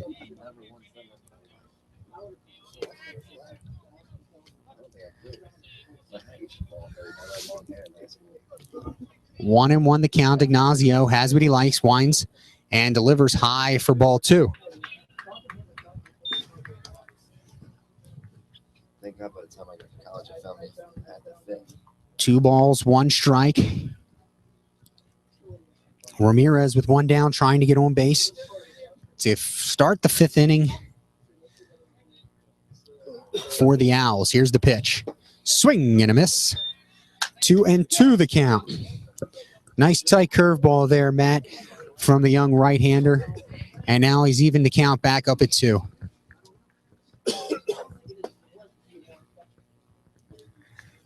Again, working quickly. Here's the pitch. Strike 3 called. Great fastball right there at the knees on the outside corner to get him looking. 2 outs now. Coming up for the Owls, the first baseman, number 24, Dakota McFadden. McFadden now the hitter, and the Lions in search of getting the Owls 3 up, 3 down for the first time this afternoon. Here's the pitch from DiGnazio. High strike call. Good fastball there in the inside corner. McFadden 1 for 2. Grounded out to the second baseman his last time up in the first. An RBI double. Here's the 0-1 pitch. Swung on and fouled off down the right field line. Good late movement on that breaking ball from DiGnazio, and it's now 0-2. Such late movement on that one. McFadden almost down to a knee to protect. Let's see if he can get the out here. 0-2 now. Into his windup. Now the pitch. Line drive center field. Started in on it, but drifting to his left to make the catch is the center fielder Mowry. And just like that, 3 up, 3 down. DiGnazio worked quick, worked fast. We'll head to the bottom of the 5th. Owls 4, Lions 2.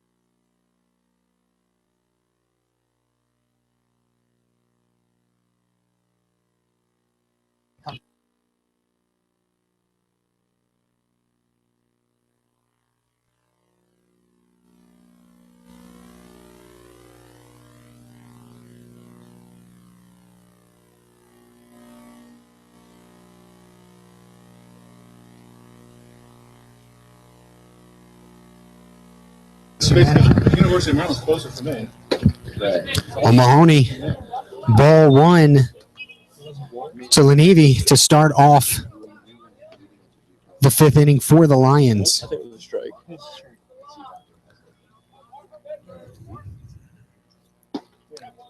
And that'll be ball 1. So 1-1 the count to Lenevy. He struck out his last time up. He's 1 for 2 today, a single and a run scored. Mahoney goes into his windup. Now the pitch. Fouled away.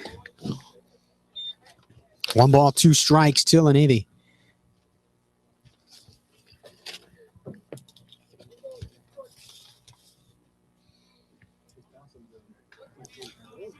Lenevy out of Hereford High School. Pitch and a late breaking pitch. Fouled off. Good job to stay alive. Count remains 1-2.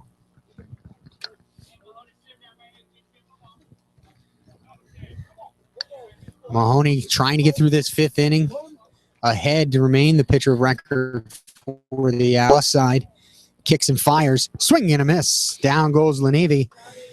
The 4th strikeout of the afternoon for Mahoney.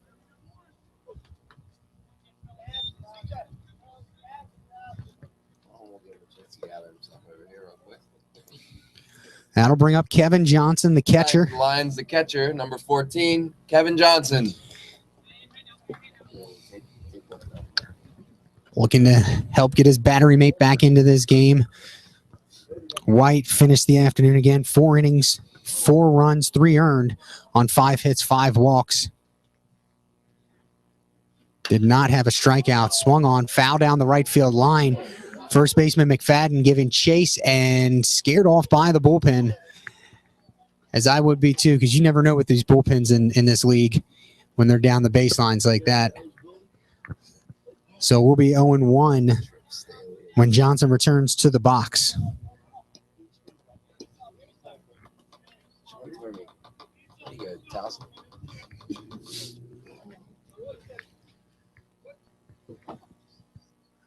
Ready to play again. Here's the pitch from Mahoney. Inside, and it hits him.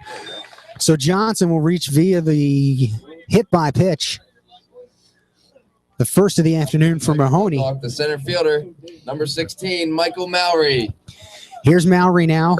His 2nd official at bat of the day. His first at bat, he grounded out the shortstop. Now we'll look to advance Johnson. Mahoney sets the pitch. Outside, swing and a miss. Mowry chased one there. Down in the count, 0-1.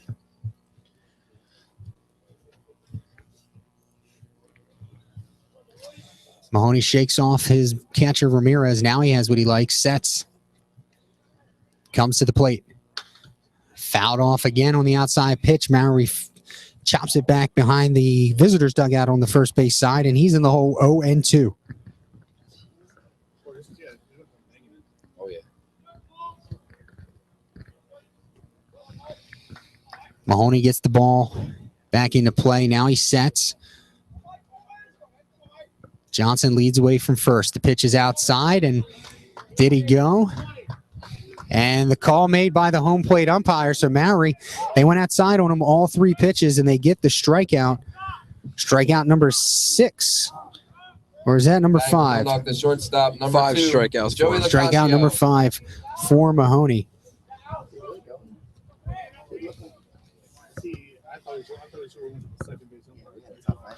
So Locascio now top of the lineup for the Lions. He'll try and do something with 2 outs here. Mahoney delivers. It's a bunt, but right back to Mahoney.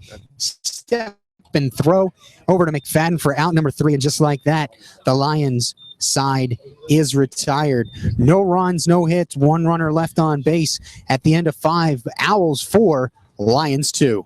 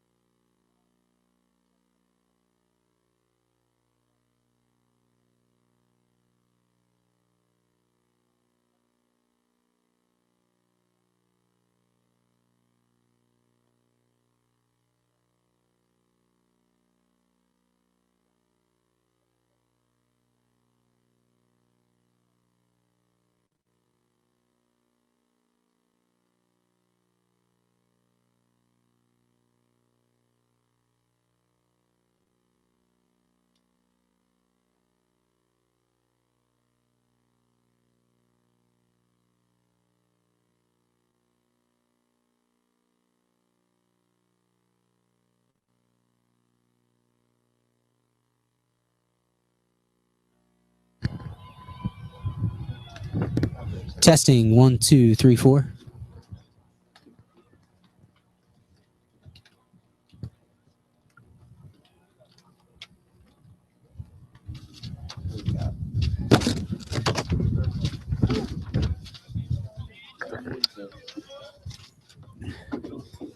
Test 1, 2. Test.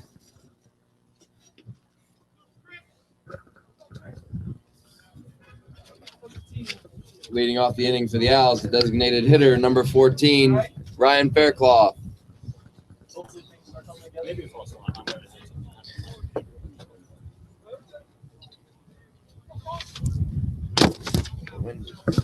Ready to start the 6th inning.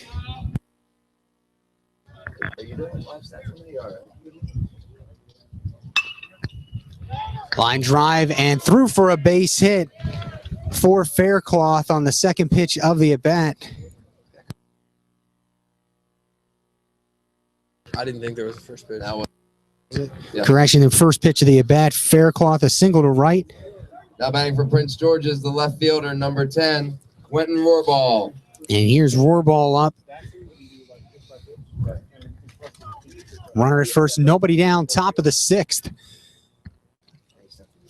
Owls 4, Lions 2. Here's the pitch, D'Ignazio. And a strike called as Rohrball squared to bunt, brought it back. Warball today has struck out looking and walked. So now 0-1, D'Ignazio looks in. This is the first time he's worked from the set. He sets at his stomach, trying to keep an eye on Faircloth. The pitch is in there for a strike.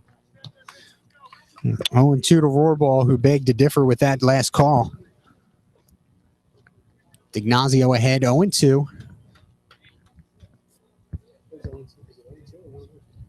1-1. I thought it called strike.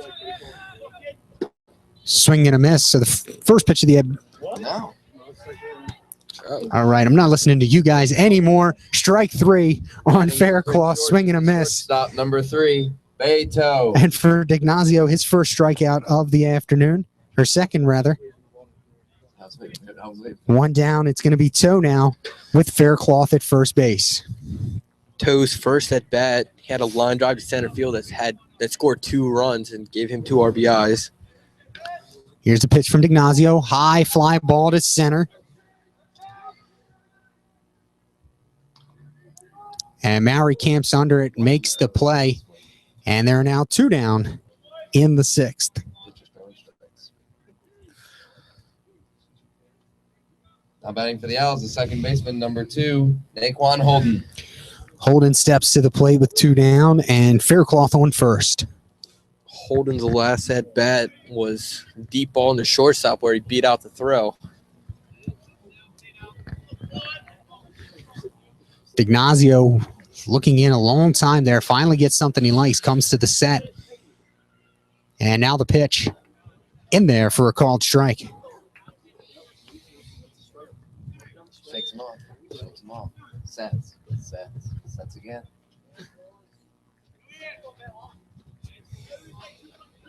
D'Ignazio ready. Here's the pitch. In there for strike 2.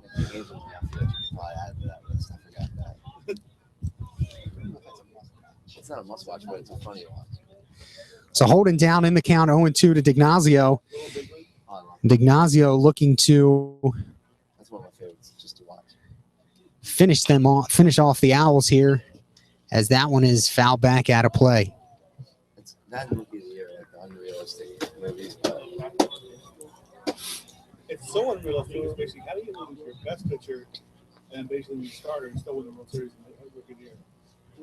Like, he hurts his arm, so he can't pitch in the World Series. Like, both of them hurt their arm, they can't pitch in the World Series. what, him and Steph? Yeah, and they win the World Series. How is that possible? When they're an awful team without play. D'Ignazio ready. We'll do the 0-2 pitch again here. And swing and a miss at the ball in the dirt. And that'll end the inning. So a third strikeout for D'Ignazio. Yeah, you could if you'd ran first. So we'll head to the middle of the 6th. The score remains Owls 4, Lions 2. They'll be coming up here in the bottom of the 6th. And ladies and gentlemen, I'd like to take this time to thank MedStar Sports Medicine, the official training partner of CCBC Athletics. For more information or a location near you, visit medstarsports.com. I'd also like to take this time to thank CCBC's Associate of Applied Science Digital Media Production Department, the official broadcast partner of CCBC Athletics.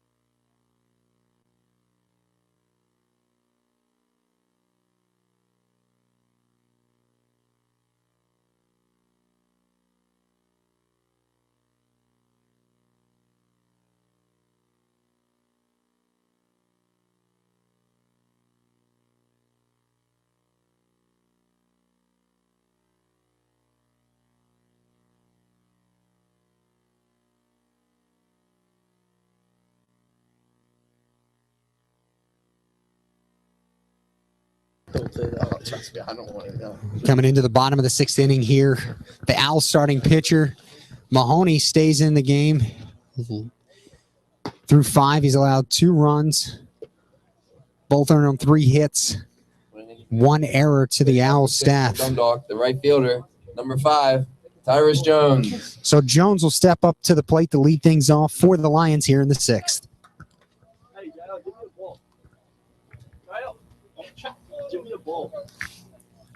Jones 1 for 2 on the afternoon, doubled and scored a run in his last at bat.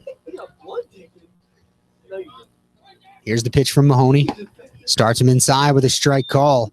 Borderline high pitch, but that's been called all afternoon.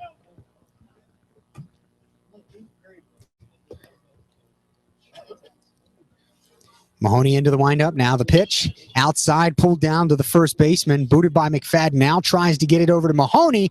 He cannot. And Jones will reach first base. I would say single. Although he did, I mean, went off his glove. I would say error. I think it was a big thing. I think that was 100% error. Did you? He dropped the ball at first base. He did drop the ball. You're right. That's Ball. error.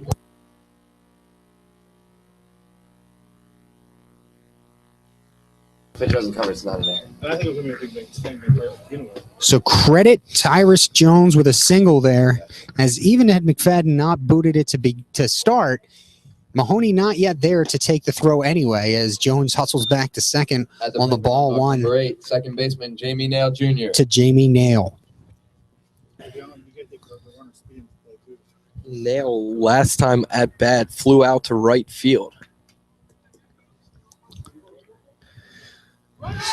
There goes the runner. Nail flies it off the right field line. It's out of play, but will fall out of play.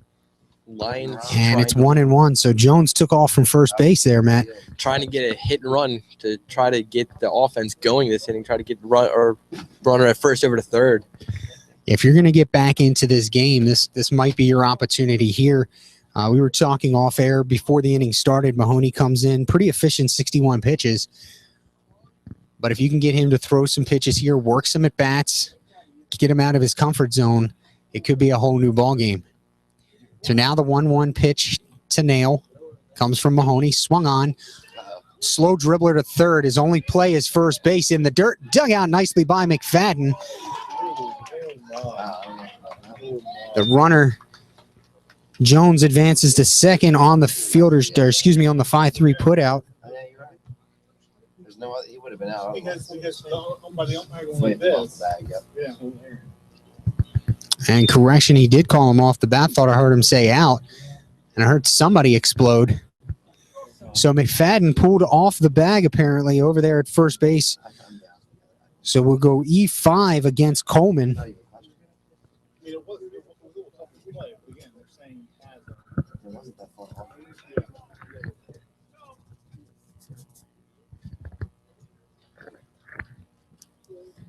So acting manager James Williams out there to have a chat with the first base umpire.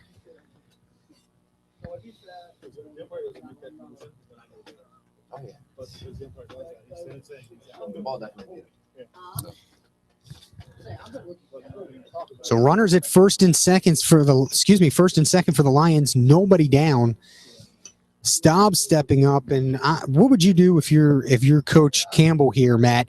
Staub's 0 for 2 with a strikeout in his last at bat. Right now, you're just trying to move the runners over. All you're trying to do is just advance the runners Coming to to the second plate, and third. first baseman, Maybe number even get a 24, score run right John here and get a base Staub. hit. But all you're really trying to focus is just keep the ball on the right side of the field and just advance the runners. So Matt's saying advance the runners, get that ball on the right side of the field. I think Mahoney's going to have a little bit more control on his pitches. Well, maybe not. As we see the Owls pitching coach head to the mound now.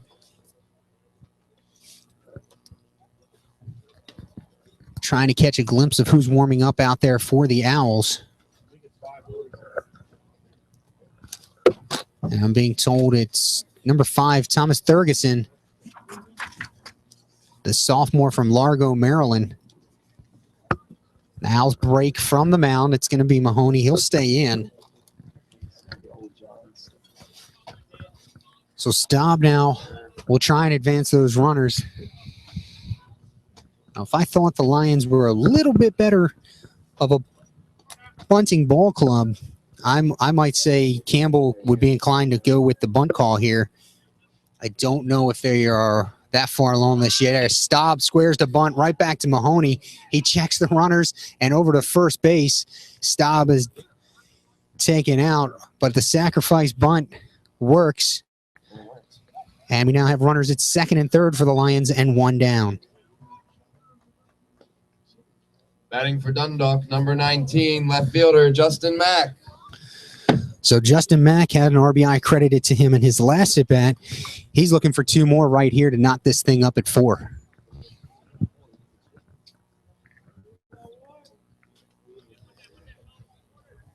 Jones at third, Nail at second, one down. Mack looks down to third base and head coach Kyle Campbell for the sign, digs in. Mahoney looking for his sign. He's got what he likes, one down. Here's the first offering. Takes high, ball one.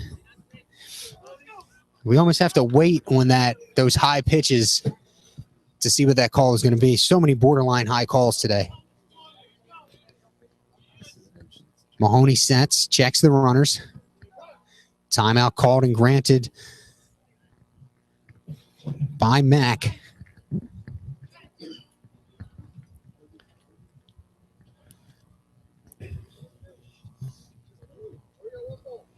Mack looking to get something to drive out of this infield. 1-0. Here's the pitch from Mahoney. Outside corner, strike one. He is, I know. Not a lot of framing. Count even at one here in the bottom of the sixth. 4-2 Owls. Runners at second and third for the Lions and one down for Mack. Here's the pitch to him. In the dirt, and a nice block by Ramirez to keep it right there. 2-1 now to Mack.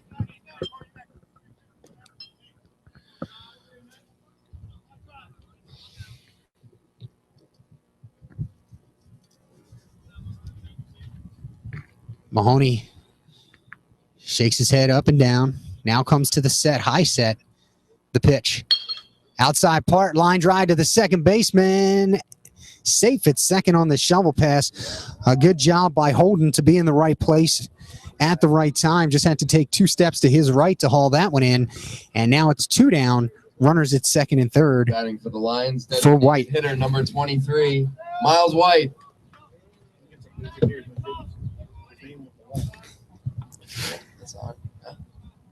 So 2 down, and White, who stayed in the game as a designated hitter today. And as just mentioned by my colleague, a base hit here could take his name out of the L column as he swings and misses, flailing at that first pitch from Mahoney. I think White was trying to put that one out there when Solars Point Road. Mahoney working ahead now, 0-1. Line drive to left center field, and that'll fall in for a base hit. 1 run will score. Jones, here comes Nail to score the tying run, and just like that, we are tied in the bottom of the 6th. Wow, nice piece. So Miles White comes through to take himself off the hook. Coming up, the third baseman, number 10. A 2-run Mark single David. here in the 6th inning with 2 outs.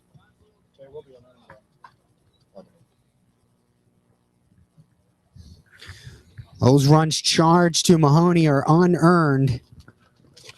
A 2 RBI knock for White nonetheless. And here comes Lenevy. 2 down and a whole new ball game. We're tied at 4. White leads away from first. Mahoney sets high. There goes White. Pitches high, and Ramirez has no chance as White steals second. Could flip him into the hook.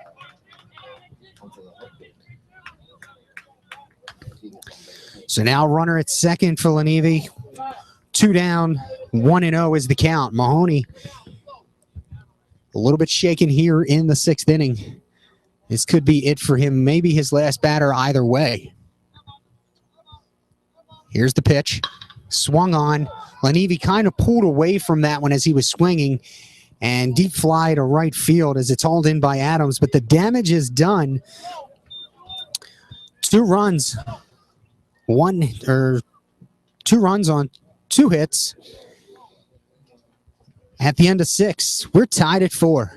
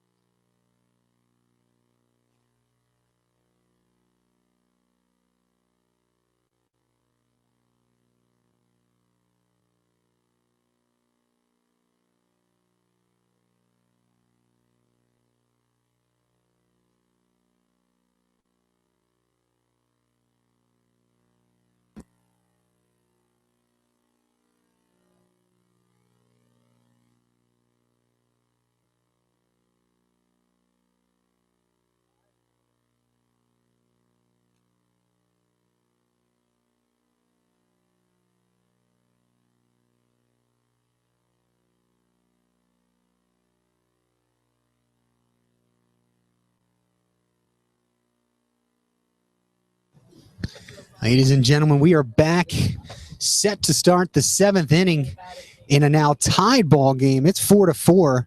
The Lions put together a 2-run 6th to tie this up. D'Ignazio stays on the hill for the Lions.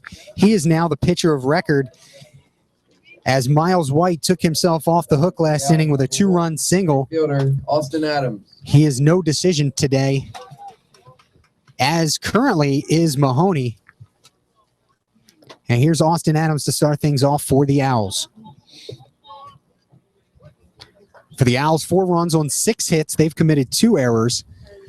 High ball 1. And the Lions, 4 runs on 5 hits and have committed 3 errors.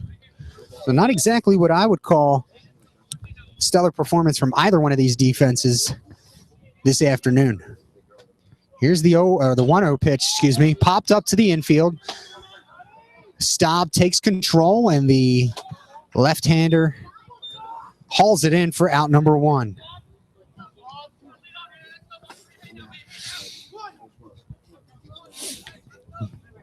It'll be Crosby. Yeah, right. Her best friend is one of her best friends. Whatever. Anyway. Crosby, the center fielder, to hit. We'll let the first pitch. So. D'Ignazio peers in as the sun is setting over the third base home side dugout. Still wearing those shades. Shakes off his catcher a couple of times. Now he has what he likes and fires for strike 1. Good curveball right there at the fielder, knees. Number 13, Brandon Crosby. The only thing that's getting me flustered is papers.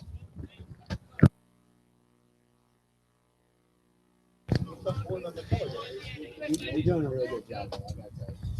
D'Ignazio's second offering is fouled off. Crosby in the hole, 0-2.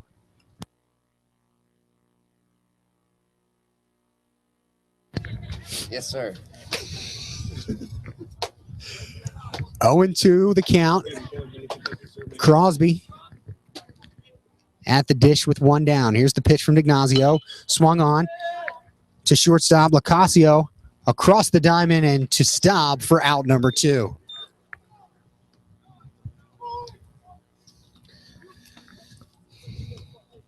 Coming to the plate for Prince George's, the third baseman, number 11, Dwayne Coleman.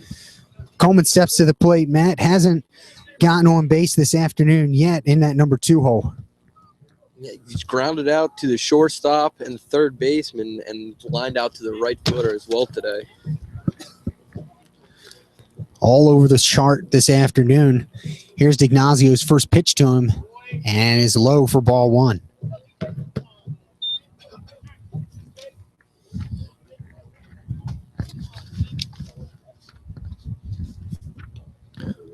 Calling from Lothian, Maryland. Coleman, that is. Second pitch, swing and a miss on the inside part of the plate. Good placement on that fastball.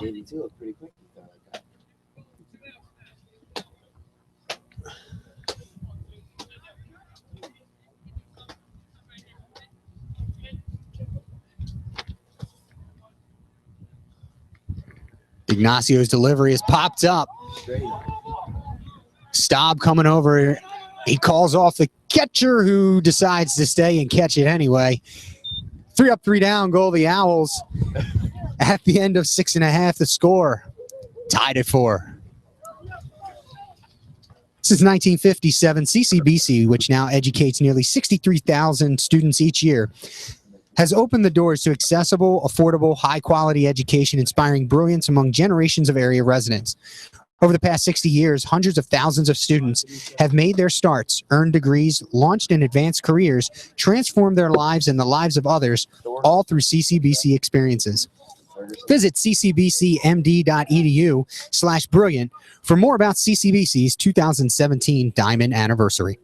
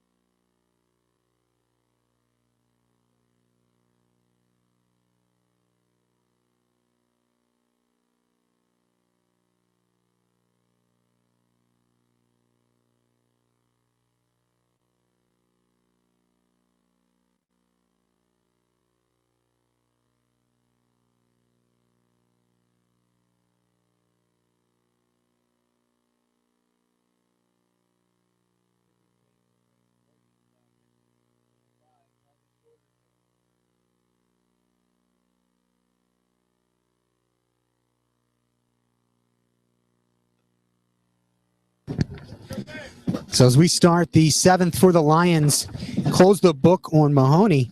He goes 6 innings, allows 4 runs, 2 earned on 5 hits, no walks, and 5 strikeouts. Enter Tom Thorgerson. Matt, a little bit of a change of pace it looks like we're going to see here from the Owls. Thorgerson hasn't thrown too much this year.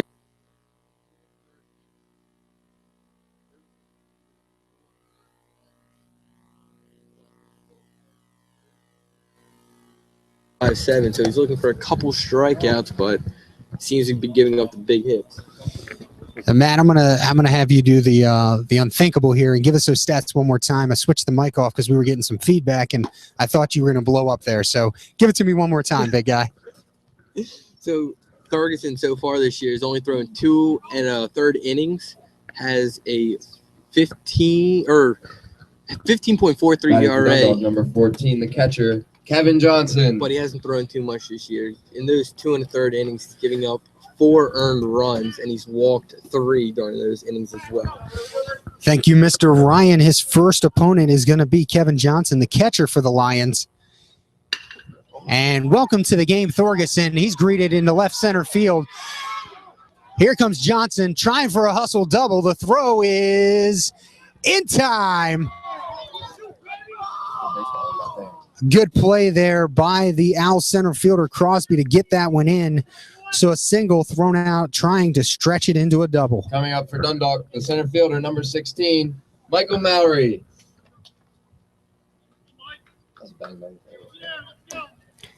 Here's Mallory.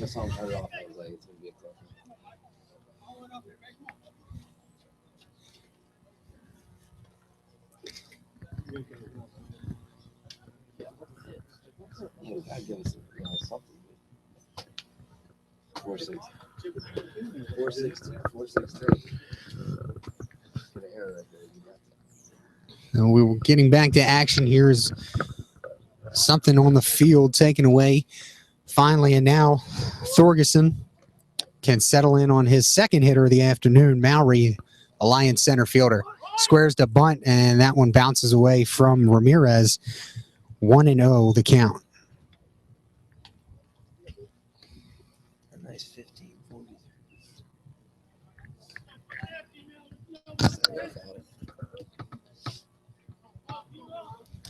Thorgerson stands in there, has the sign he likes, and a strike taken by Mallory, who squared the bunt for the second time in as many pitches.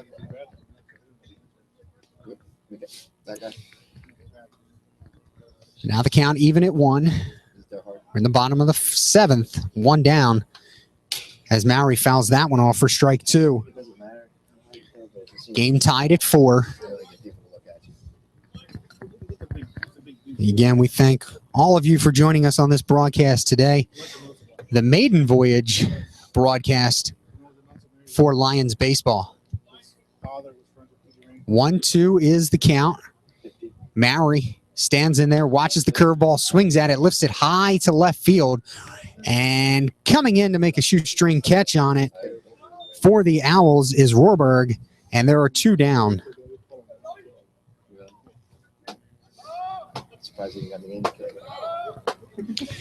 We'll go back to the top of the lineup for the Lions. Locasio. Joey Locasio. His 4th plate appearance of the day. He's grounded out twice to the pitcher so far and also to the shortstop. Thorgerson's first delivery is inside for a ball. I think if Locasio wants to get on here against Thorgerson, he's going to have to look to that right side of the infield. Swing and a miss. Good fastball from Thorgerson to even the count at 1.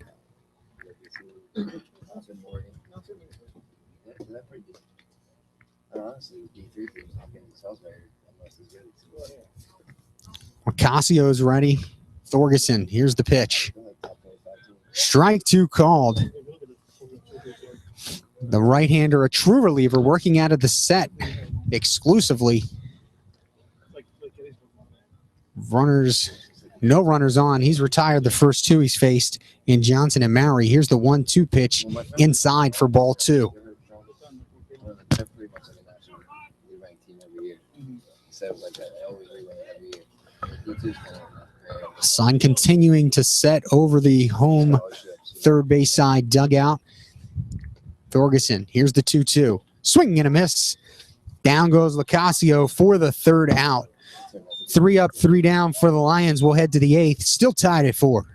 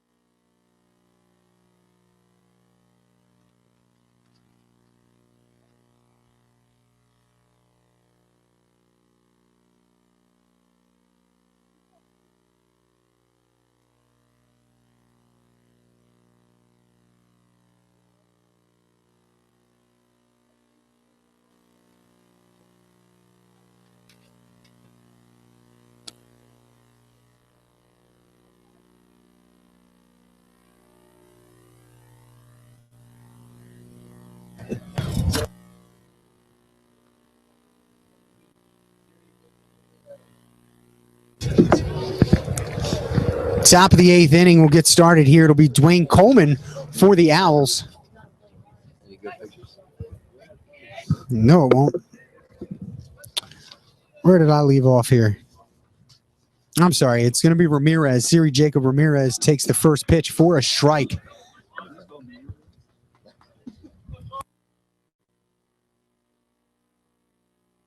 It's a mini for a second. Hey, if you'd like to tell them it's Lions, right under the Lions deck. Fly ball off the first base side. Saab giving chase, and it will drop behind the dugout. temperature here in the 8th inning is around 60 degrees right now. Oh, it's too Hey, Chipotle. Yeah. It's 0-2 now to Ramirez.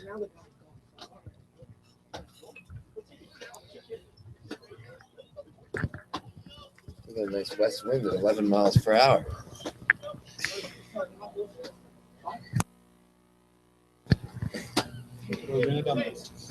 That's right.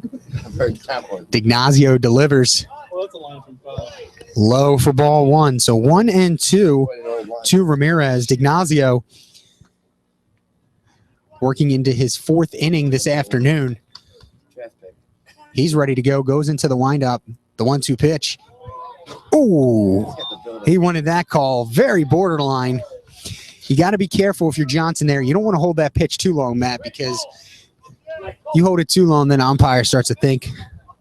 Umpire starts to think.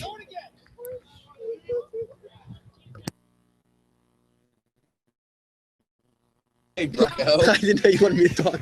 2-2 pitch called, strike 3, and they get the call this time. Down goes Ramirez. 1 down to start off the Owls' 8th inning. Well, there's really no doubt there on that. McFadden will step to the plate. The first baseman, number 24, Dakota McFadden. He started the day off pretty well today, Matt, and Double then his first at bat. has not reached and flailed on that one right there. He was. He tried to take that about 400 feet, but completely missed on the high fastball. So Dignazio working ahead in the count here. Here's the pitch to McFadden. And 0-2 now to McFadden. Where PG? Yeah, in his left hand. In the 10-10 time. Oh, that's true, yeah. That game's 0-2 now. Dignazio Yeah, it's not tight. working against McFadden. Would have sawed him off if that was a wooden bat. Instead, it's a weak liner to Jamie Nail for the second out.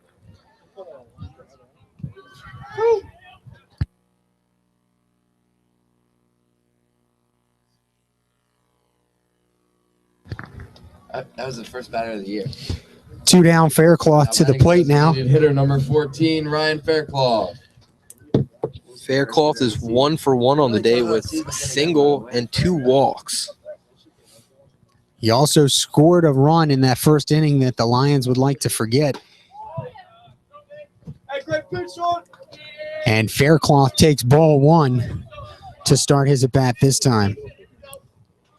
El Money really sacrificed his life on that rocket. Ignacio winds, now pitch. Inside corner for a strike.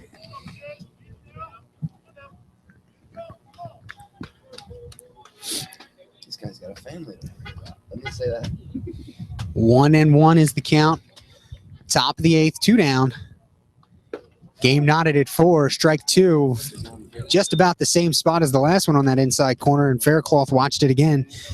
He's behind in the count 1-2.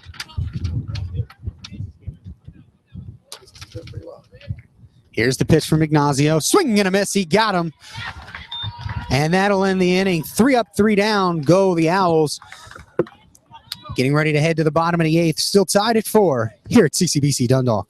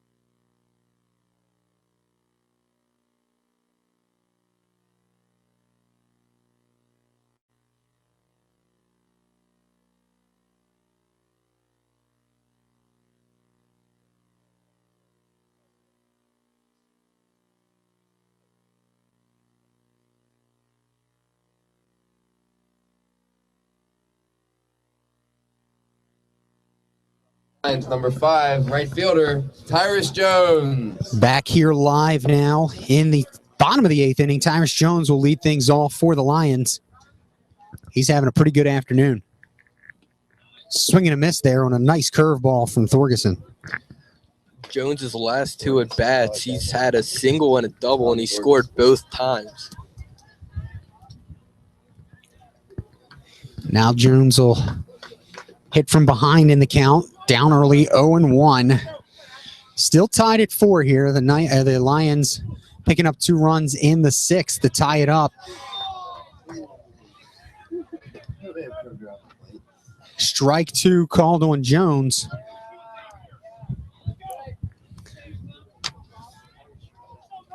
Thorgerson's ready. And now the pitch.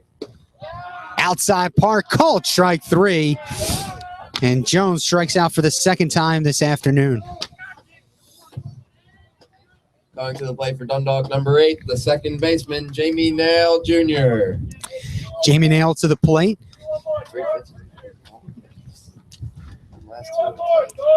His 4th plate appearance of the afternoon. Thorgerson's ready. Here's the pitch. In there for a strike. That's the first low pitch that I've seen called a strike this afternoon that was questionable. The umpire must have reservations somewhere. Here's the 0-1. Fouled off. It'll be 0-2. The immaculate inning here. 9 strikes. Wind blowing left to right a bit now. I'm told at 11 miles an hour. Coming out of the northwest, I believe I was told. We're still hovering in the upper 50s, however. Assistance there from our PA address announcer. High for ball 1, our public address announcer, Ryan Krim.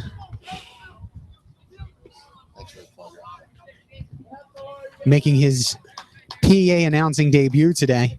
Here's the 1-2 pitch to Nail. Swung on, line drive up the middle, and a base hit past the shortstop. So Nail comes back from 1-2, or from 0-2 to single on the 1-2 pitch. That'll bring up Staub. Next up, the first baseman, number 24, John Staub. Staub today has grounded out twice and struck out. So Staub is really looking to try to get a hit, and at least try to move the runner over and try to set up a run for the Lions this inning. See, I gave him a sacrifice on that last one. That was the bunt, right? Oh, yeah, you're right. I just didn't add That's that. a hell of a ground out, Matt. Yeah, you're right. You're right.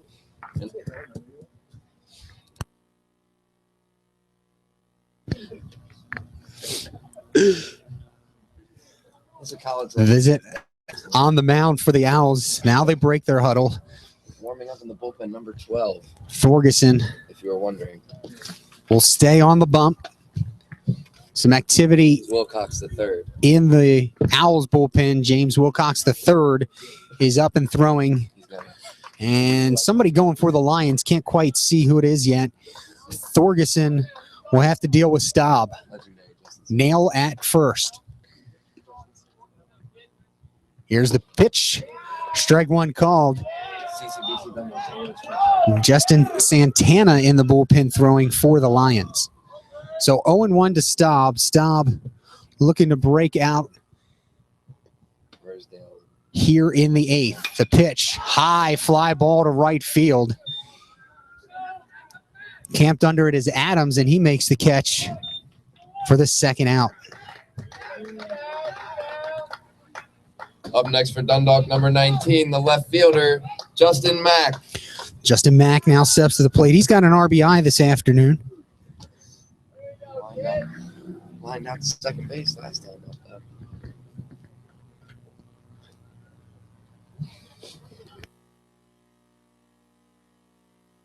What? Here's the pitch from Thorgerson, taken for ball one. Nothing we ever do as part of the internship description. We've been calling games, writing articles. It says other duties assigned. Yeah. Okay, yeah, I got to admit that is on there. Our main description should be other duties assigned. 1-0 to Mack. Here's the pitch. Ground ball, third base, backhanded nicely. And over to first base, Coleman gets his man. So the end of the eighth. We'll go to the top of the ninth now. Still tied at 4. Prince George's bad luck.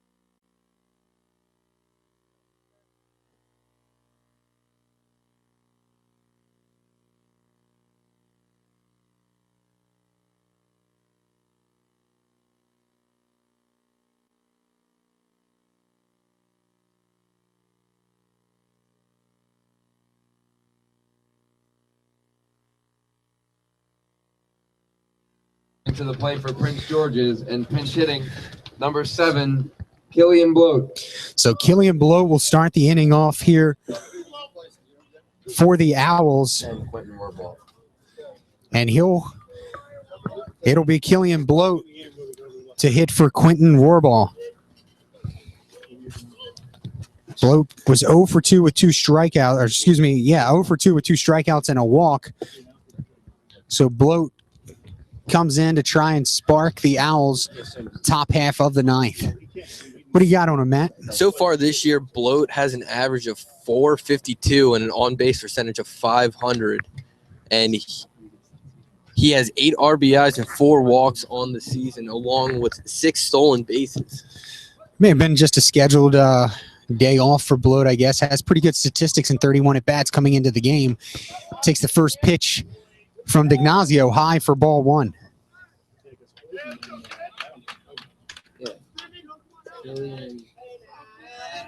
So D'Ignazio delivers 0-1 pitch. Good pitch. 1-1 the count now.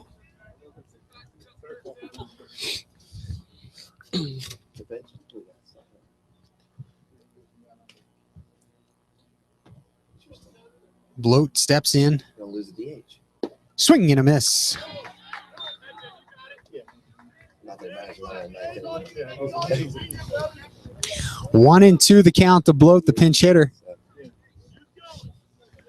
D'Ignazio looks around the infield, makes sure his teammates are set. Has the sign he wants. Goes into the windup. Now the pitch. Swing and a miss. Strike 3. 1 down here in the top of the 9th.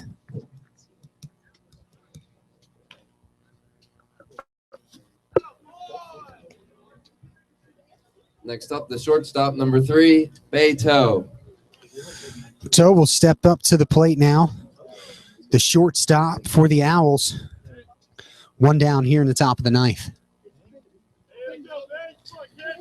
Beto last time flew out to center field. He takes ball 1 to begin the at-bat here. 1-0.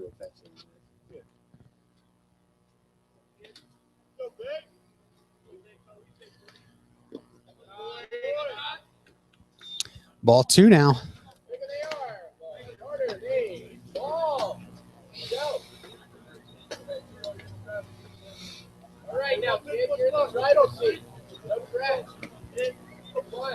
Great commentator.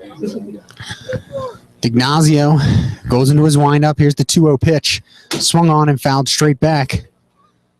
Good piece. Jack Parkman fouls it back.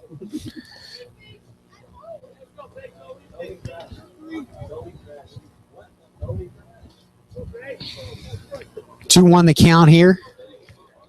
On toe. D'Ignazio winds and delivers.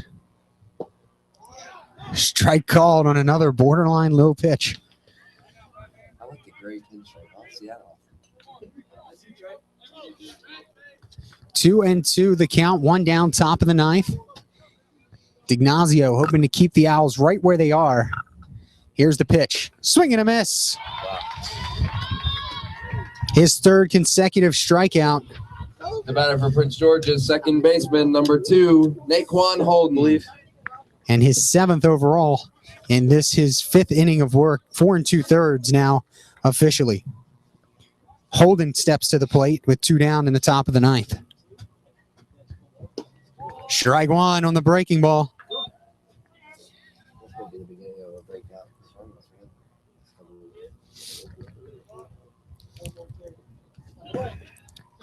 Holden digs in. 1 for 2 and a walk. 0-2 now the count.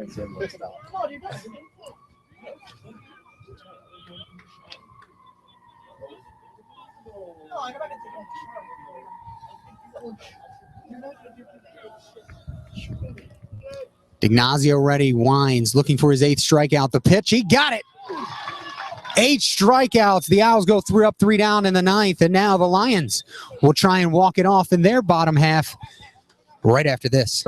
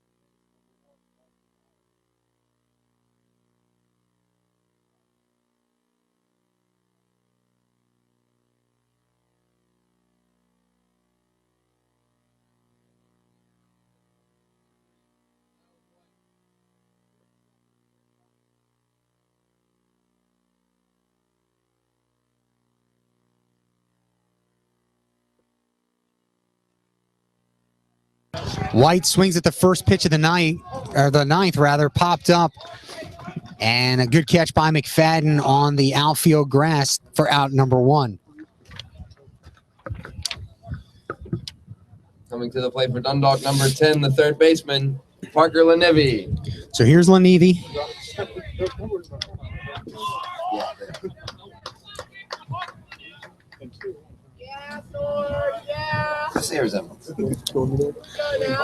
Or 1 for 3. Yeah. He is 1 for 3 on the day.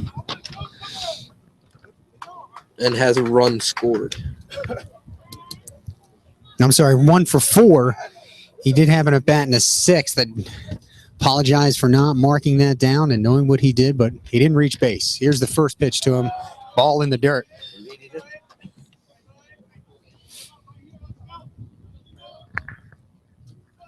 Dundalk looking to walk it off here. 4 runs on 7 hits, 3 errors for the home team. The Owls 4 runs on 6 hits and 2 errors. A swinging strike for Lenevy. And it's 1-1.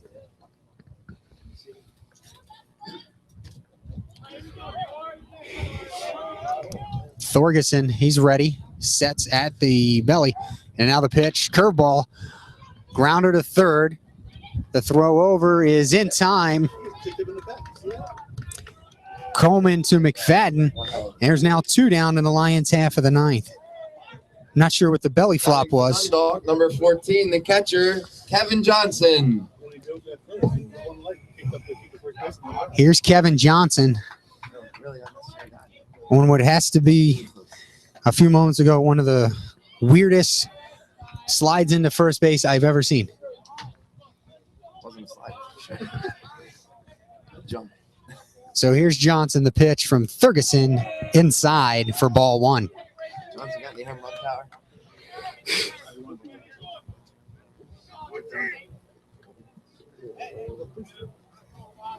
Doesn't look like it. Thorgeson's ready. Now the pitch. Ball outside, 2-0. You know, Johnson did put one off the top of the fence in the 3-game batting practice. Thorgeson ready, working from behind in the count. Here's the 2-0. Low for ball 3. Walk as good as a hit at this point in the 9th.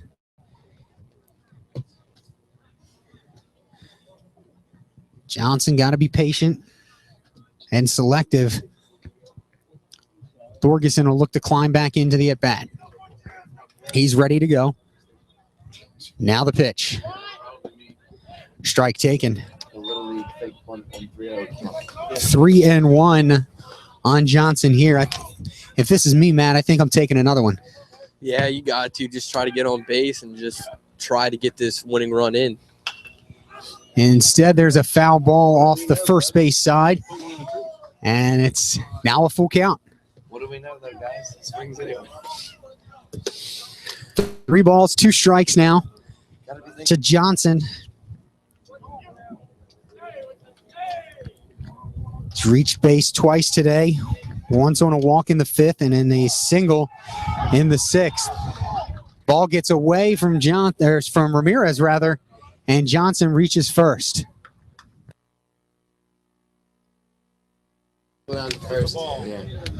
So Johnson draws the walk after all, and is now at first base with 2 down, and Mowry stepping to the plate. Mowry is 0 for 3 on the day. Great picture. Really looking to get on base right now. Maybe get a hit, move the runner over to third, have first and third with 2 outs. I'm looking at the outfield. Batting for Dundalk. Very short right now. Looking at center fielder Brandon Crosby, Mowry. and he is playing very shallow. They might be trying to keep the throw alive to third if it's a ground ball into the outfield. I agree with that. Hoping Mowry doesn't square one up here. Here's the first pitch. He squares the bunt, pulls it back, and takes a strike anyway.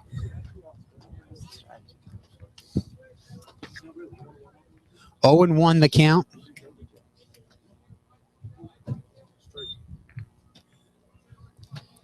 Thorgeson checks Johnson at first, sets.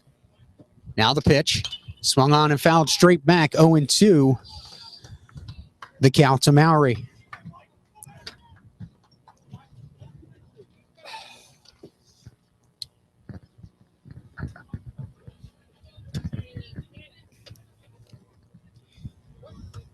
we'll probably know with this pitch if we're heading to extras. Thorgerson sets. Now the pitch. Swung on. Ground ball to third. Handled on one hop. The throw to first in time. Coleman to McFadden, and we're heading to extras, folks. Tied at 4. Top of the 10th coming up.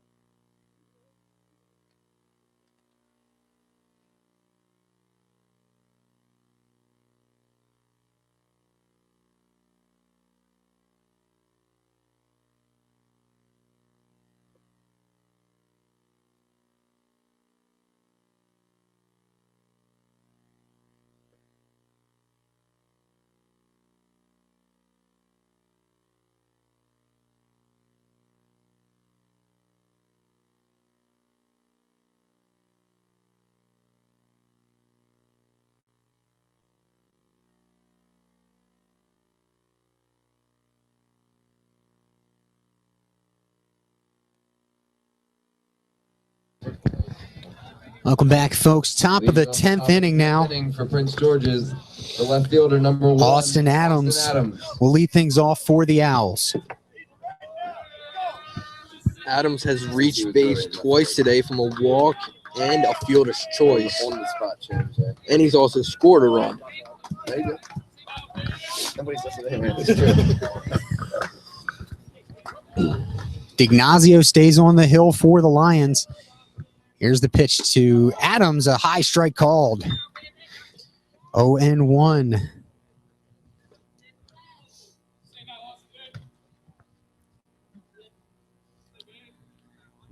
The windup and the pitch. Swung on, fouled out of play. 0-2 now to Adams. 11 balls in that strikes.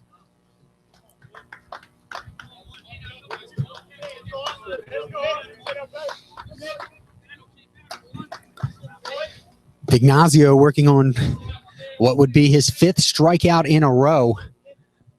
Line drive back up the box. Adams will have none of it, and he's on with a lead-off single. Not a good placement there on an 0-2 pitch, Matt.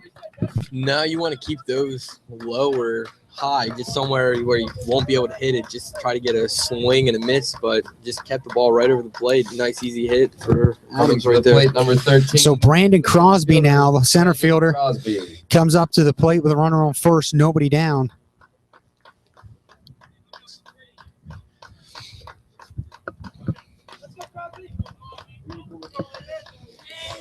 Adams may be looking for a steal here as D'Ignazio throws it over to first right there.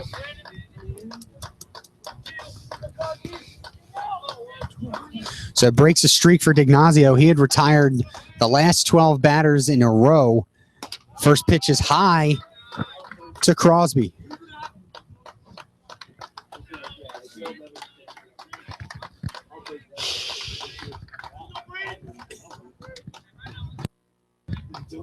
D'Ignazio sets. Adams away from first.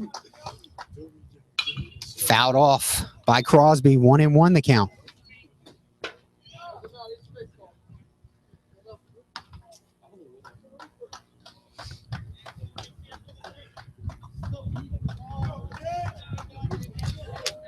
Beautiful evening here from the Honest Athletics Center. 1-1 the count. D'Ignazio looks in. He has the pitch that he wants to throw. Here it is. Strike 2 called on the outside part. Getting to see some umpiring today. 1-2 the count to Crosby. Adams leads away from first. Middle of the infield, slightly at double play depth. The second baseman more so. Ground ball to third, to second. One, back to first. Double play. Great Turned right beautifully. there by the second base. 5-4-3. Lenevy to nail. Back to Staub. 2 down in the ninth. That was very well done.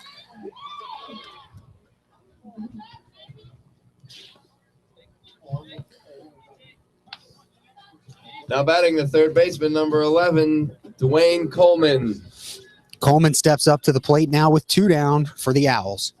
So far this game, Coleman is 0 for 4, trying to get his first hit of the game right now. First offering from Ignacio is in there for a strike. That reservation must be 6:30. Ignacio shakes off the first and now the second sign laid down by Johnson. Now he has what he likes, goes into his windup, the pitch, swing. Right out front of home plate. Johnson pounces on it, throws to first and Staub. A good stretch. The side retired. Heading to the bottom of the 10th. We're tied at 4.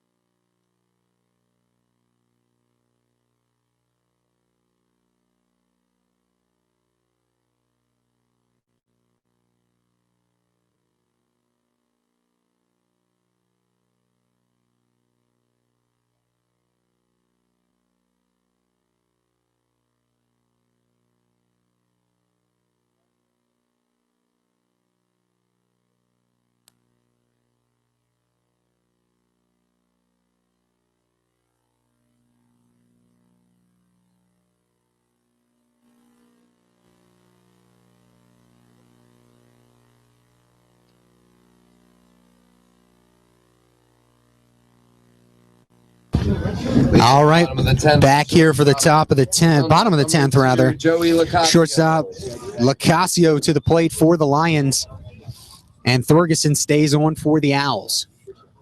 Lacasio has not been on base yet today, so right now would be the perfect time for him to reach first and try to score the winning run for the Lions. Well, I was going to say he didn't pick up that curveball very good, but apparently that curveball was not in there for a strike, so he'll start ahead in the count 1-0. Here's the second offering. This one in there for a called strike. We're even at 1. 4-4 now, bottom of the 10th inning. Both teams 4 runs on 7 hits. The Lions have 3 errors, the Owls 2. Here's the pitch from Thorgerson. Swung on, off the right side and out of play. 1-2.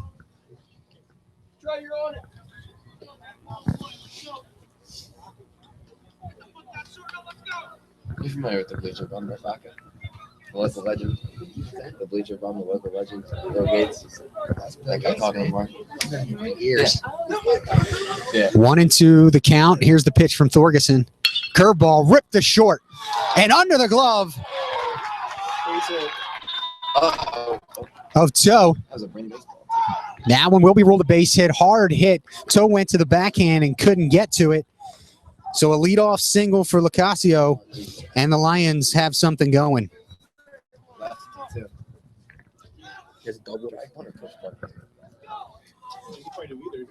Here's Jones to the plate. Play for Dundalk, number 5, the right fielder, Tyrus Jones. 2 strikeouts today, Matt, but he has reached base and scored twice as well. Yeah, he has a double and a single form today, and he's really looking to move the runner over right now to second.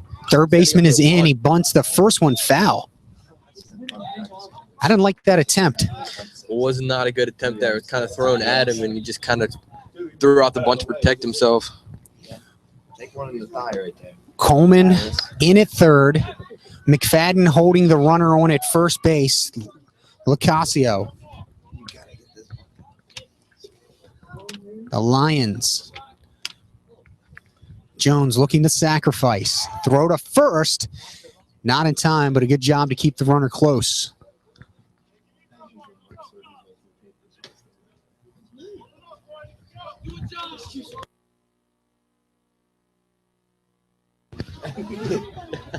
Locasio takes his lead from first. Jones is ready as and a balk is called as Thorgerson was ready to go. I believe it was his shortstop toe told him to step off, I think, and he did not do so before getting off the rubber. So now a runner at second and nobody out. If Jones can get the sacrifice down, it'll be a runner at third with 1 down. Changes the whole complexion of this at bat. That was a good move by Locasio trying to draw the ball from the pitcher, and he did a good job. Swung on and fouled back. And a 1-hopper off the stats building. So 0-2 now the count. At bat becomes a bit harder for Jones at this point.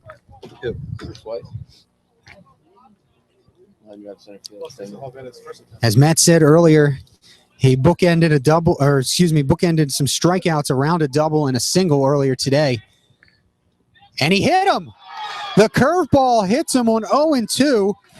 It's now first and second, nobody down. Coming to bat for Dundalk, number 8, the second baseman, Jamie Nail Jr.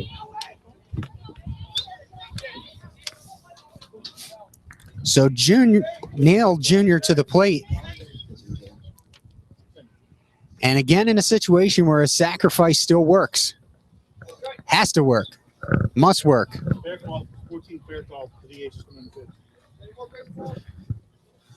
So that'll do it for Thorgerson. The DH now, Faircloth, will move to the mound, and Thorgerson's afternoon is done. We'll be right back as Faircloth warms up to finish here in the bottom of the 10th inning. Score tied at 4. The Lions threatening to send it home. Runners at first and second, nobody down.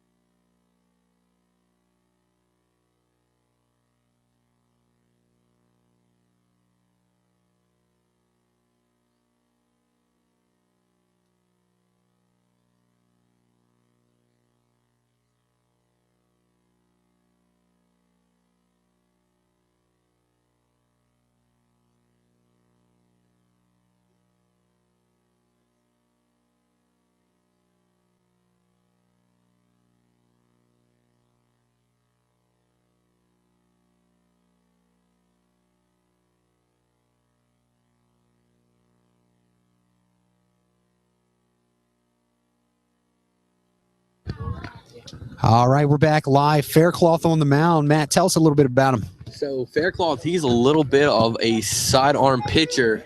He's thrown 4 1/3 innings so far, and he's only given up 2 hits, and he has 3 strikeouts. Hasn't given up an earned run yet. So Jamie Nail trying to get the Lions to walk it off here against Faircloth. There's the bunt, but right back to Faircloth. Still, his only play is to first. Runners at second and third now. 1 down.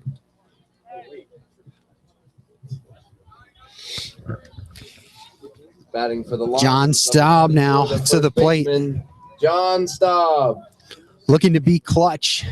The Lions now have 2 opportunities to win this game. A fly ball might be able to do it. A base hit would definitely do it. And they're going to walk Staub intentionally to set up. Oh, you don't have to do it. There you go. He balked. He balked the intentional walk, and the Lions will balk it off. Walk-off ball. A walk-off balk. We saw it last year at the MLB level. The Lions will take it any way they can get it. Their 5th win of the season. What a way to win a game. Can't say I have seen that before, but that is definitely a good way for the game to end for the Lions. So the losing pitcher will be Thorgerson. The winning pitcher will go to D'Ignazio, and the Lions move to 5-9 overall on the season. You have any parting words of wisdom here, Matt? That was just one of the weirdest endings I've ever seen to a game, and it just seems like every time we come to Dundalk, we just are in for a great surprise for what we're going to see from the ending of the games. All right. Well, for my broadcast partner, Matt Ryan, for our interns, Kyle Sharp, Joey Gallo, our public address announcer, Ryan Krim, I'm Rocco Jeppe, where the Lions balk it off in the 10th, the final 5-4.